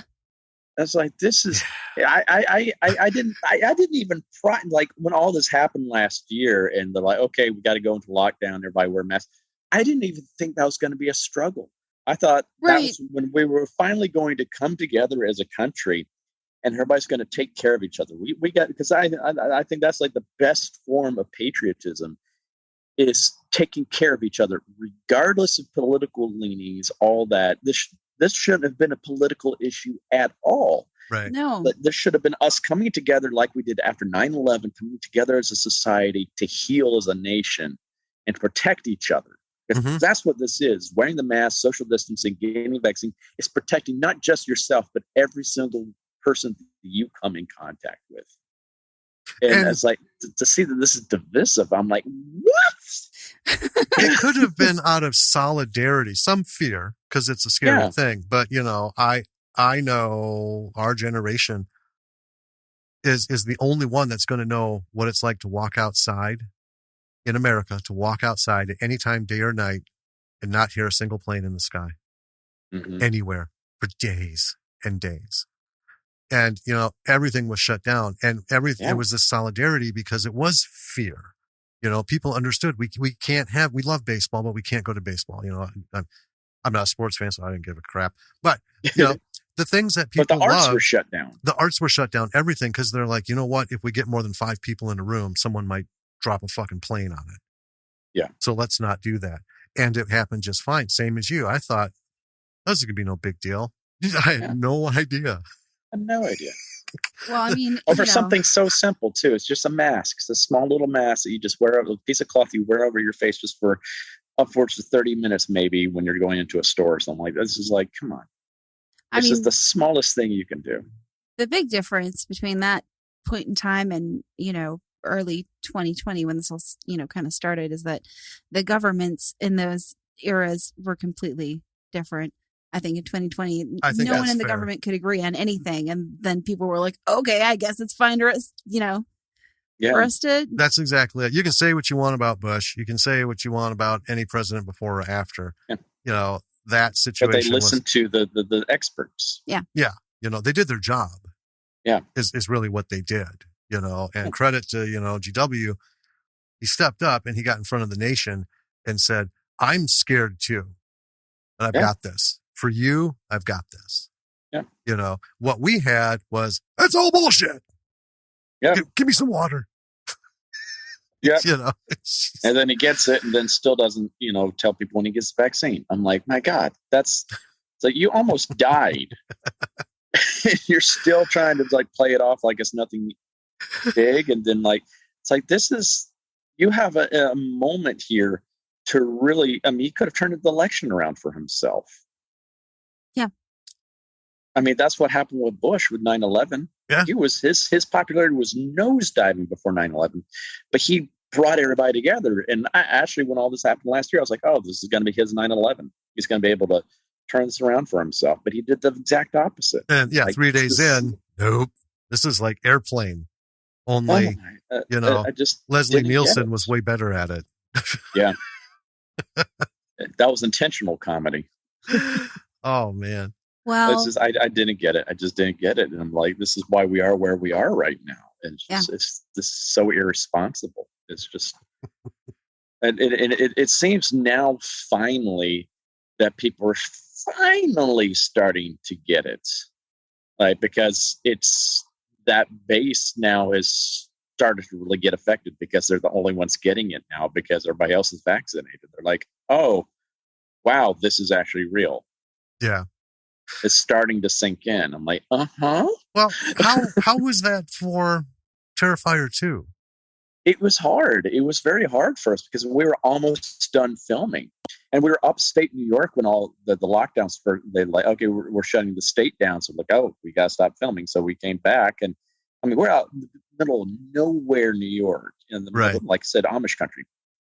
And come back to the city was the most disturbing thing. It's like I live on one of the busiest streets in Queens, and it was a ghost town. I've never seen that like here. It's like, whoa! I'm where all the bars and the clubs and everything are, and it's like dead silent. Like, creepy, and it was very creepy. It is like this is strange. But, it's like we weren't able to finish the movie for a while. And that's what sucked because we're so close. We had like 2 more kill scenes to do and some pickups to do. But we kind of turned that around and, they use that to our advantage. Like Damien's like, well, you know what? This gives me more time to flesh out these kill scenes. Because they're the kill that begins the movie and then the big set piece kill that happens halfway through that, we think is going to rival the hacksaw scene. And we're like... okay, well, because we started actually filming that scene right before the pandemic, and we decided to scrap what we had originally filmed, which would have been satisfactory. It would have been great what we originally planned, but we had time. Damien had time to make more prosthetics. Oh yeah, I suppose. So this scene that was really going to take maybe a day or 2 to film ended up taking 5 days to film because there's just so much more we added to it. Okay. It's just insane. It's all the practical effects that we just added into this thing. We're like, well, we got the time. We don't have a studio over us saying you can't do this. Let's just swing for the fences and just throw everything we have into this. Let's just do it. Let's make this kill just crazy. And we did. So in a weird way, the pandemic, I think, was a boon to us because it gave us the chance to really step back and reassess and like, hey, we can actually make this better. We have the time. Let's do it. That's cool. Yeah. Because I love that outlook on it too. Oh yeah. I mean, we've heard a lot where it's shut down and some have not started up. Some were eagerly awaiting and just picked up where they left off. And I like that. Yeah. We were very lucky. Use that time to grow. Yeah. And it's interesting because we're in this very nebulous period now. Like we're wondering, the school district's plan here is for everyone to go back to school with masks and, stuff, but it's going to be all in person. I don't know, last couple of days, I'm looking at the news and we're like, we might be having her at home again. Yeah. Because it's starting to go off. So, and I know people all creatives are just going apeshit because it's like, finally, we're free. Yes. And, now those clouds are forming again. And, I know everyone has to be thinking, oh, fuck, I hope like September 17th isn't the day they go, we're done. Back to the way it was, quarantine. It's going to be worse if that happens because there's going to be, I think there'll be riots. And it's not going to be necessarily the people you expect to be right. It's all of us that have done the right thing for over a year and a half and have sacrificed our lives for a year and a half, our careers, everything, trying to do the right thing to take care of everybody. And I think we're just going to be like, you know what? Fuck you. Fuck them. Fuck you. We're not losing because that's how I feel about it. I started doing conventions again. And I'm like, I lost a whole entire year of income just on conventions alone. Yeah. Yeah. And that's the thing. See, and that's why we've been very sympathetic. You know, people are like, initially, like, oh, you know, the big Hollywood people can't make movies for a year. Okay, well, you're talking about the De Niros and the Pacinos who have, you know, hundreds and hundreds of millions of dollars in residuals coming in. We're talking about the crew members. And, we're talking about like the writers. Like there isn't a single fucking writer at any level in Hollywood who has got it made. You know, they can be unemployed in a fucking heartbeat. Doesn't matter how long you've been on that show, how many movie scripts you've written. You know, these and all our indie friends. And all the indie people and the crew people, you know, the union guys. Union can only work when there's something to be a union about. Exactly. Right. And, you know, that's why we've always, you know, we constantly push people like with Tubi, you know, Tubi has been a godsend. Yeah. And we talked to Hilton Ariel Ruiz. Too many names. Ruiz, who did Zombie with a Shotgun, told us that Tubi, because he's dealt with all this distribution stuff, and he said Tubi is like the most artist friendly streamer all around. So, you know, we're like, go see this, go see that, and if it's not free on Prime, just pay the $1.99. Shit, you know, help if you want to help people. These are people whose income is zero. There's no residuals. There's literally like a nickel for every rental, you know, on Amazon Prime that is flowing into a pocket. Well, that doesn't add up quick these days. You know, you guys live off of so much more than just the film, because the film usually doesn't pay shit in most indie. You know, everyone's. Oh gosh, no. I mean, no. Everyone's in it for the work, and then hopefully that work will get you conventions and things, and you know, where you get a cut of this and a cut of that, and you can do your thing, and that's what enables you to be the best creative you can. Exactly. And do more things. You know, and it's the creative. People forget also it's all of us creatives that kept people sane for this past year. We have talked about that so many times. It's like, you know what? What did people do while they were shut in their homes?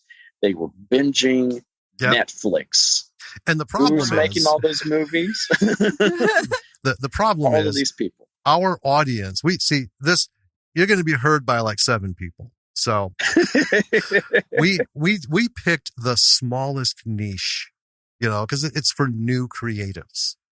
So, you know, and we have some like general audience people who we know listen, but all of our rating is really just like yelling at the choir. You know, so they already know they're the ones who need the money. Why are we yelling at them to spend it? Give me money.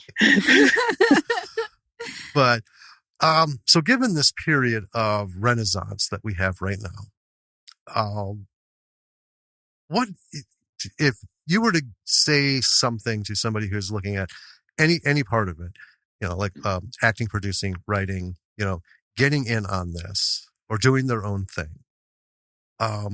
Based on your experience, what is one or some things that you would tell that person to take with them as they're walking into this world? Well, the first thing I would say is like it makes me.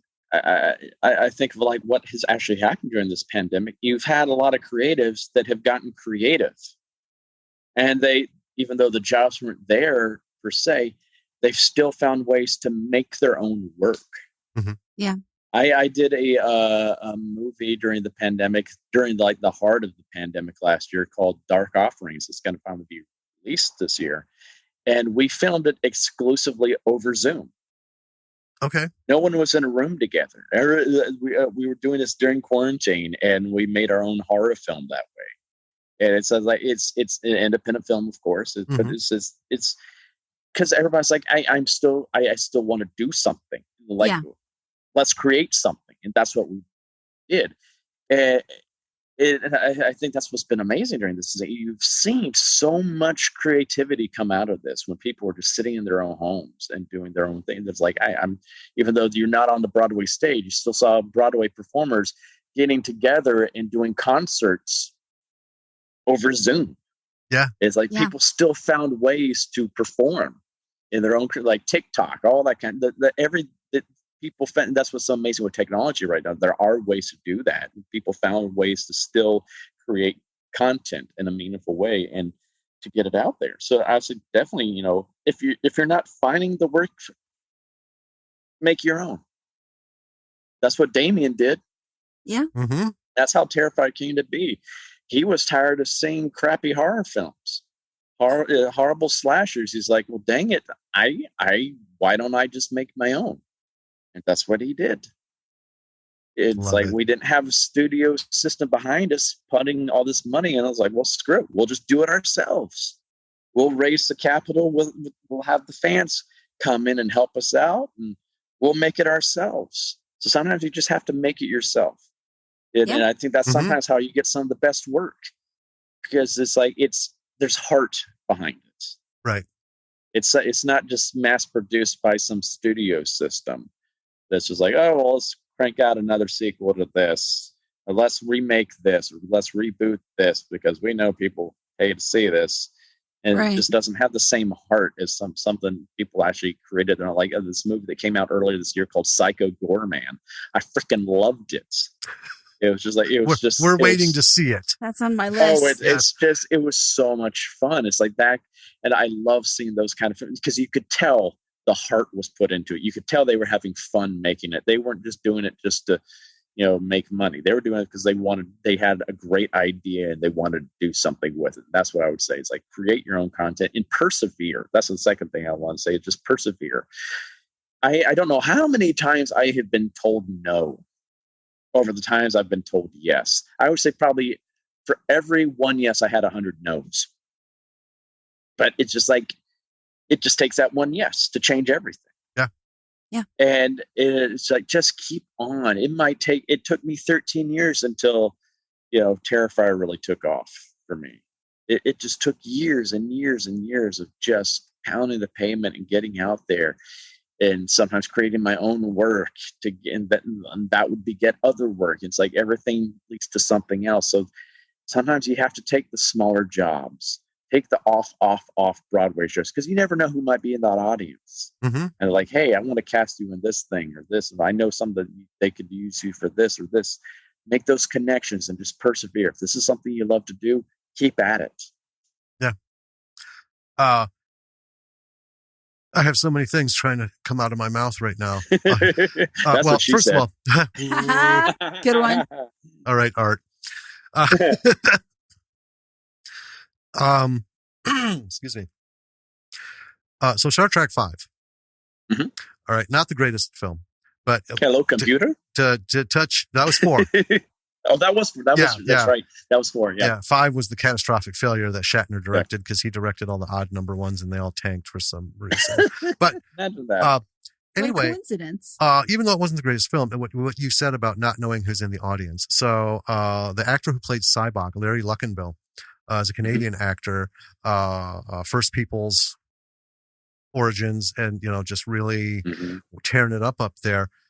Zero presence in Hollywood, not known by anybody. Shatner, being Canadian, was home visiting, went to a play, saw him play a moderately small part in the play, and then nabbed him to play Cybok in the movie. There you go. And just never know. And those are the things that we all live for. But we also remind people that if you're listening to this show and you're a creative, you're a mental defective like the rest of us.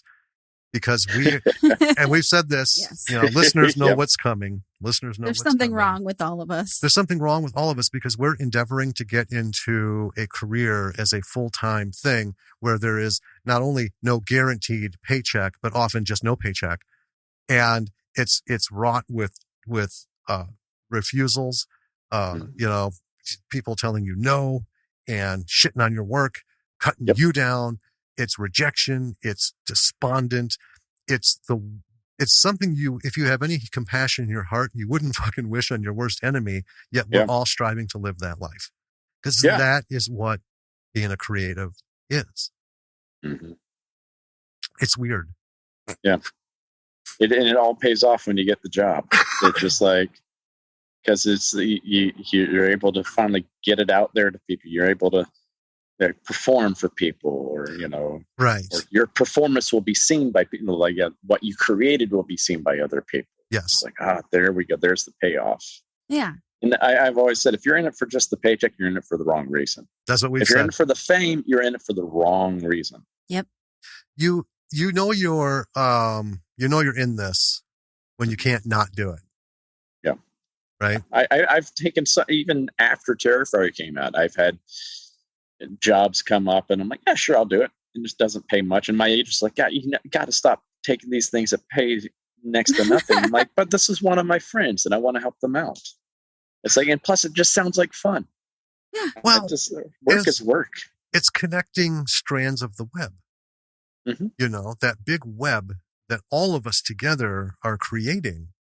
And, you know, it's that same thing. You don't know who's in the audience. You don't know where that strand, when it connects, what is it also connecting to? Exactly. You know, we started this podcast because it was something we just wanted to do. We wanted to talk about indie movies. We want to talk about indie movies. We started a small production company, and really it's just kind of like a, you know, let's to attach all of our stuff to, and let's have something that's active. So let's make a podcast. And we're not making any money. No. So we're true creatives. Yeah.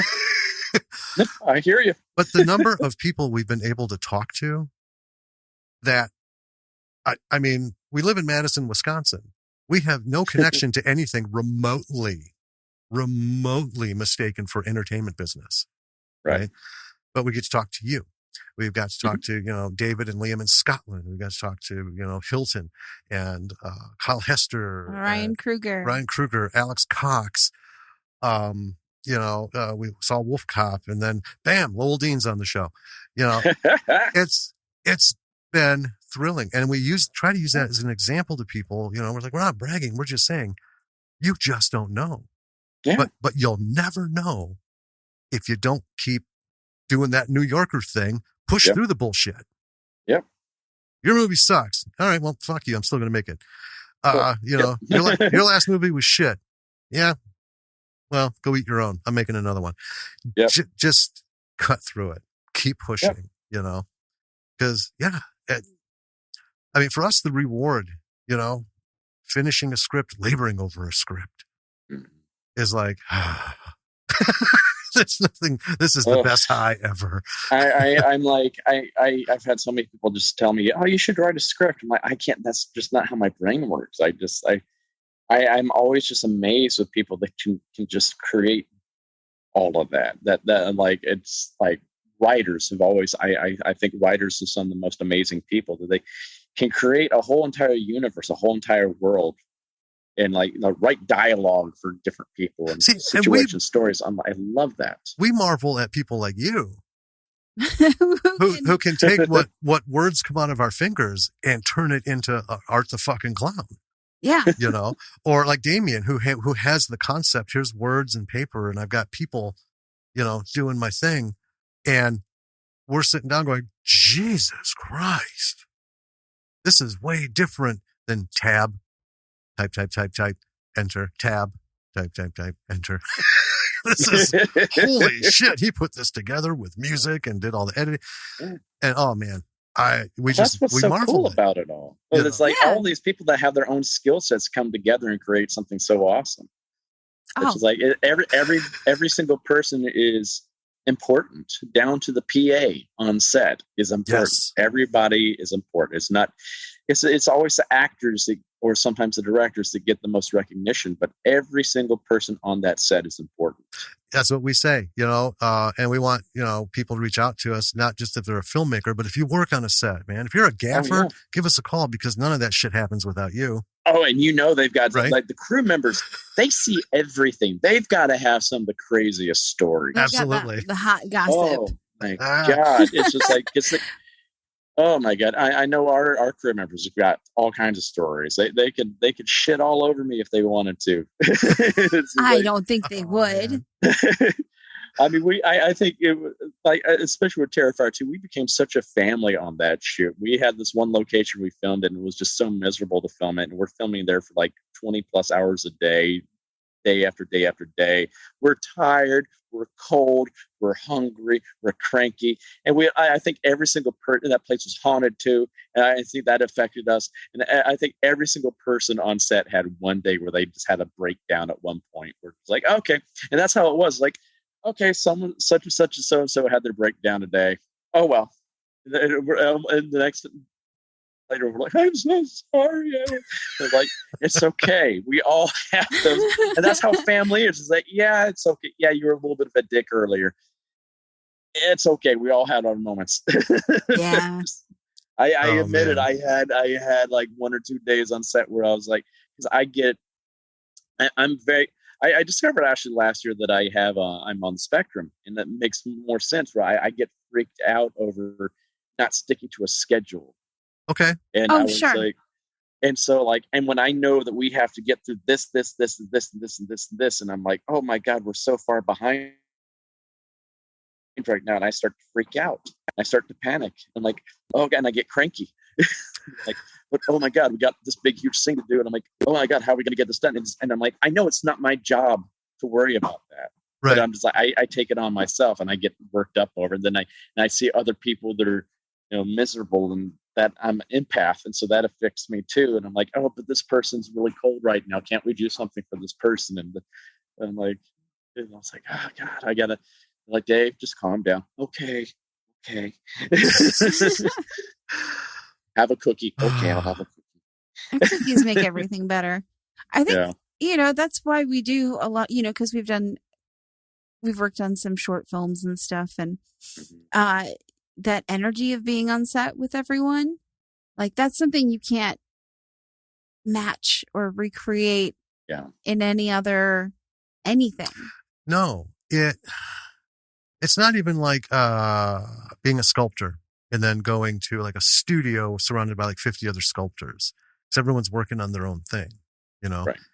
It's like, I don't know, it's like a communal birth. Mm-hmm. On set. Everything that you do is contributing towards this creation that will be birthed to the world at some point, and there's no part too big or small. Like you were saying, the crew, man, without them, it doesn't happen. You just got a guy. They work harder than the actors, I think. Yeah, it's just like, because we sit there and just wait for them to set everything up. So that whole entire time they're working. And then when we're working, they're still working. So they are working. I'm like, they're the unsung heroes. Like, you wouldn't see us, you wouldn't hear us if it weren't for the crew. We wouldn't have these amazing sets if it weren't for the crew. We wouldn't have these amazing special effects if it weren't for the crew. Was it Kyle in the movie The Chair? I think it was Kyle Hester was talking to us about the movie he was in with Roddy Piper, The Chair, and how he was a producer on that. Mm-hmm. And they were wanting to start filming, and the crew was bang, bang, bang, bang, bang. And the director got pissed. It was like, knock that shit off. And the guy from the crew came up and said, if you want to get through the rest of the fucking day, let us finish. Because they were right in the middle of something at a place they couldn't stop. And Kyle said, the director was pissed, but then he's like, no. Yeah, set me straight. Got it. Yep. All right. Everyone take 5. Let them finish so later we can go do shit over there. And I love that. That's where just that kind of stuff comes together. Yeah. Because that's things, even as an actor, I have to realize sometimes, like, there's a reason I'm sitting here for 8 hours waiting to go on set, because they're still setting everything up, because this is the set is very specific. The lighting has to be right. They got to get all the practical effects and all that kind of stuff just right. And it sometimes takes a while. There's a lot of hurry up and wait. Yeah. And I had to get used to that, because I'm so used to being on stage and just constantly going through the whole entire shoot. It's like when they say action, go, and then the play's on, and you go through the whole entire thing, and then you take your bow, and then boom, you're done. It's like, no, this is like you film for like maybe a minute, then they gotta reset everything for 45 minutes. You're like, oh God. It's funny when I see movies now and I see like a big, huge scene happen, a bunch of destruction in the environment and everything. I'm like, Oh shit! They got to set all that back up again to do that again, don't they? How many times do they have to reset that set? Oh God, that must have been a pain. It's so funny doing this. It changes the way that you watch movies. It does. Absolutely. It does. Yes. Absolutely. It's wild. So B-siders, that is why you gotta embrace the madness. Mm-hmm. Gotta just, turn your ear. Yeah. And one thing we've always said is when somebody gives you a note, even if they're kind of an asshole about it, take it with a grain of salt. At least give it a look and a consideration. But if you decide, nope, doesn't fit what my whole thing is, go ahead and dismiss it. You can't say no to all your notes. Because like you said, and that approach I think was, and this is what we look for people. If you're going to give notes to somebody about something, don't go and say, Jesus Christ, that was terrible, man. What are you thinking? Because you right away, you just ball kicked them an uppercut, Mm-hmm. I see what you're doing, but here's how you can make it better. Mm-hmm. I think that is the way to get through to people and to get results. And then, when you're looking for notes, look for someone who talks to you like that. Like, this is good. This is good. I had a question about this. I had a thought about this piece, this scene or this dialogue or something. Listen to them. And especially these days, we're not like Ed Wood, right? Pounding out shit on a typewriter, right? Just highlight the fucking thing. Or if you, buy like Final Draft and stuff like, like we used, just do the fucking alt text, put it in, see how it rolls. Yeah. You either like it or you won't. Yeah. And you can change it back. It costs you nothing. And it can make the, set of eyes and ears other than your own can make a world of difference in a great script being a fantastic script. Yeah. Sometimes you just have to put that ego aside. Absolutely. Yeah. Absolutely. And sometimes you have to just roll with the punches too, because sometimes stuff will happen and you have no control and you just have to adapt. We had that happen, short story on Terrifier 2, where it's a scene, it's not really spoiling much, but I was supposed to crash through a window and attack someone. And they're putting the window in for me to crash through, and it breaks. And we don't have another window. We're like, oh, God, no. And like Damien and I just sit there and like we put our heads together and we came up with this whole entire scene that was not in the script that I think is brilliant. You've never seen this happen before in a horror film. And it's like, this is a happy accident. This actually lent itself to something that was kind of cliche into something that's never been done before. And it's like, those are those moments where it's like, well, crap, this happened. Okay, we'll deal with it. But maybe we can turn this into something else. I love that. Yeah. I love that. Yeah, it's one of my favorite moments that we had on set. It was a day I was so tired too because I didn't get any sleep the night before, and I was just like, but it was just like this brilliant moment came out of it. I'm like, this is fantastic. Awesome. I can't wait for this movie. I can't wait either. It kills me that I can't tell you the moment because I can't wait till I can talk about it. It's like, yeah, this is what we did. So offline, you're going to have to help us get a hold of Damien because I want to have a little conversation with him. See, of course, if we can get him on the show, but I'm also interested in seeing a screener when it's ready. Oh, yeah. Because, we would be happy to do an episode because we've had on screeners, we don't do the full dissection.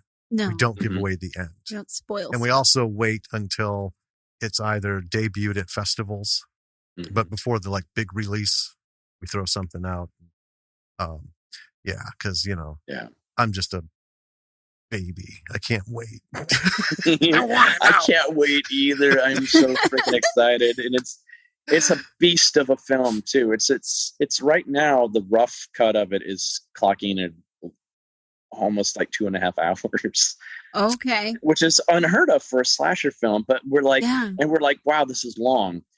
And we're like, well, what can we cut? And we're like, really can't cut anything because everything impacts something else. Everything's connected. And it's just like, if we cut this and we have to cut this, we're going to have to cut this. And like, we can't do that. It's like, but we really, when I sat there and thought, I was like, well, you know what? We're at a time where people are used to sitting through Snyder Cut. I was just going to say, as you say, it's 2.5 hours and it's unprecedented. Just remember, Zack Snyder's in his office fucking laughing at you. Yeah, exactly. Is that it? That it? Yeah. It's just like you had Midsummer, which is about that same length, if not longer. But it's like, we're not full of lulls in it. It is constant. It's like the anti-Midsummer, where Midsummer was a long lull, and then you had something big happen. Another long lull, another big. This is the opposite. We have big, little bit of a lull, so the audience can catch its breath. Okay, another crazy scene, another little bit of a lull. Another crazy, it just boom, boom. It's a roller coaster. It just woof.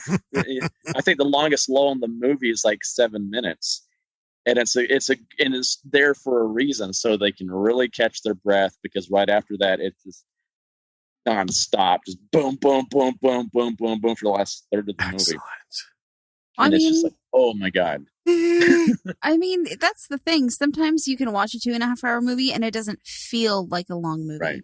Or you can watch a 2.5 hour movie, make it 30 minutes in, and feel like, Jesus Christ. Yeah. Or you can even watch an hour and a half movie and go, oh my God, this is going to. Yeah. Purgatory. God damn. Oh, yeah.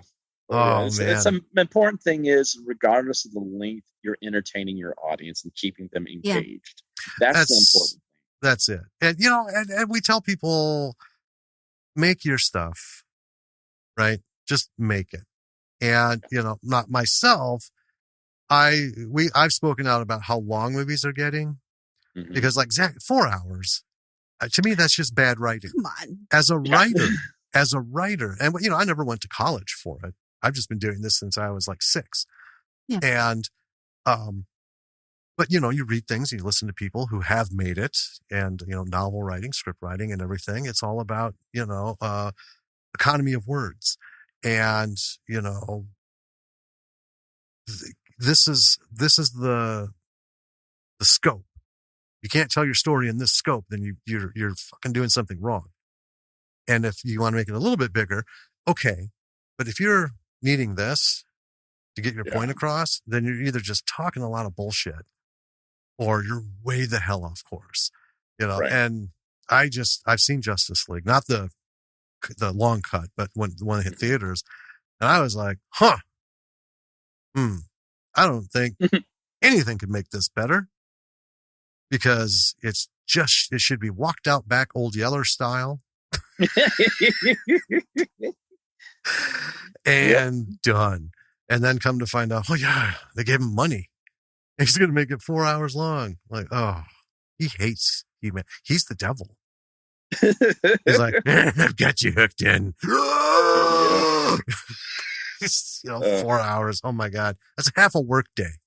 I for the day job. A whole other episode of this, just talking about what's been going on with like DC films. Oh yeah. I know.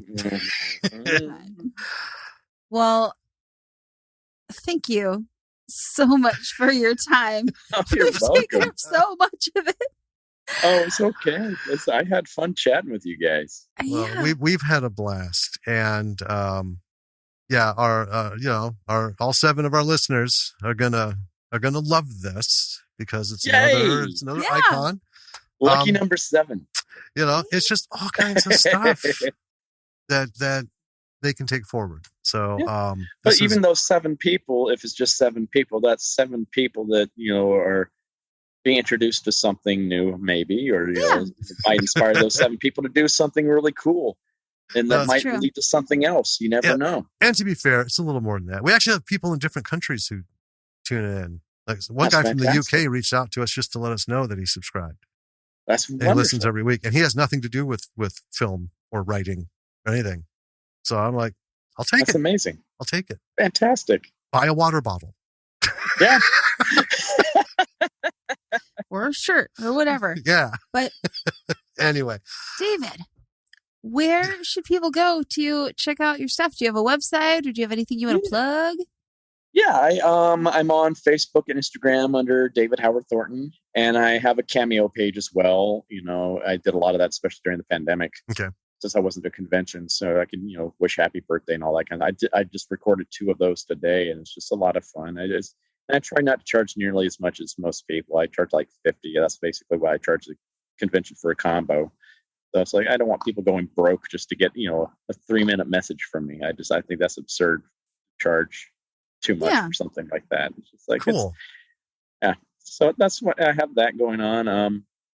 Also, I'm working on, Terrifier 2's, of course, coming out. I'm working on this other film, Stream, right now with some of the Terrifier 2 team. Damien's doing the practical effects on it. So, the kills are going to be really cool. Awesome. Nice. There are a lot of horror alumni in this movie as well. A lot of horror legends. I can only reveal like a few because they've revealed them, like Jeffrey Combs. Ooh. Which is amazing to be able to watch him work on a set. I was like, this is like a master's course in character acting. Wow. So I'm very excited. There's so many more. I'm like, I feel like a kid in the candy store on this set. I'm like, oh my God, I can't believe I'm even just sharing space with these actors. Nice. So that's very exciting. It's something we hope is going to become another franchise as well. So excellent. It's a fun idea. Well, we're gonna have to keep in touch because we got other stuff going on. We're happy to get like all up in it and talk about it. Listeners, we'll have links to all this, and we'll talk a little bit offline. Anything else? Cool. So like usual, there'll be a ton of links. Go check them out. Rent or watch on Tubi Terrifier, and look for Art the Clown action figure, folks. Got to do that. But check out David's stuff and see it. Support the people, support him, and let's just keep this rolling. So, David Howard Thornton, Art the Clown, and so much more. Thank you so much for giving us your time. Thank you for having me. It's been so much fun. So that was an awesome interview. It was. It was a lot of fun talking to him. A lot of talking going on, and not all about movies. No, but that's conversation. Sometimes you get into stuff, and it was nice because I feel like all of us have this shit we need to get off our shoulders, off our chest, off our head, and it was nice. It was nice, especially because see eye to eye. Well, that's the other thing, without getting like too far into it, there are a lot of posts and stuff, and I get so furious. Yeah.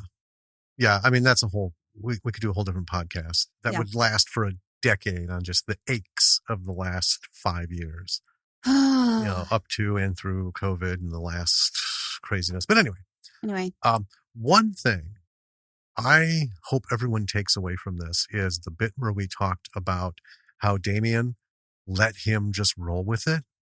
Yeah. And then put into the next script. Well, art plays. Yeah. And was very honest with, David going up and saying, well, what do you want me to do here? Man, I don't have any fucking idea. I don't even know what this scene's about. I love that for a couple of reasons. Number one, it shows that making a movie, you got to write a script. You got to have something to work with. But Ryan Kruger had 3 pages of notes, right? And ran with it. And look at the fucking monster that was unleashed because of that, Well, that's the thing, is putting that kind of thing into your work shows something that we didn't touch on directly, but it shows something that I think is very important to the filmmaking process, which is trusting. That's exactly it. You work with. You have to have that relationship where you can trust, everyone, directors and stuff, and the writers need to trust that the actor may have something valid to bring to this that wasn't thought of. How hard is it? And we've talked about it. I mean, time is the issue. You can't do 50 takes. Indie film just doesn't have that. Nobody can show up for that kind of shit. Yeah. Right. But you have a few moments. I mean, you can take an extra 5 minutes and just be like, all right, let's do your thing. Let's see. At least give it a shot, because you may have something really good. And if not, that's the other thing. It goes both ways. You have to trust that people have something to bring, and then everyone has to be able to hear, no, I don't think that works. Well, I mean, it seems like I don't know. It seems like it's maybe not directly related to filmmaking, but it is. Mm-hmm. When you are building a team, when you are collaborating with people, building that relationship of trust is so, so important. Yes, very, very much so. Being open to creativity is hugely important in the success of anyone's career. Yeah. You know. Well, with that. Yes. Check out all of the links in our show notes. They will direct you to cool things. Yes. All of the stuff for David and whatever else we get in there. Yeah. Check it all out. Look for David on Instagram. Look for Damien on Twitter. Mm-hmm. He's got a few, and Instagram. He's got a few things popping up from Terrifier 2. Sure. And they're in that post-production process now, so it's going to be a little while. Yeah. It's hard stuff. Keep on it. Yeah, just get your feels all up on it. Yeah. And also check out our website. www.lordsofmisruleproductions.com. You can find everything there. We don't need to go through the whole list, but, It's all there. And, we do say there's email links there. Reach out to us if you want. When you're checking us out on social media, look at people that we're following and are following us. We keep saying this. Check them out because that's how you grow your tree. Find the people that we're following. Check them out. Check out some of the people that they're following. You never know. Might even come full circle. There you go. Yeah. All right. Well, folks, until next week. Keep creating. Keep collaborating. Yeah. And be cool. Yeah. Just generally be cool. Yeah. Be cool. Be a cool person. Yeah. All right. This is Danny. And this is Jim. Bye. Bye.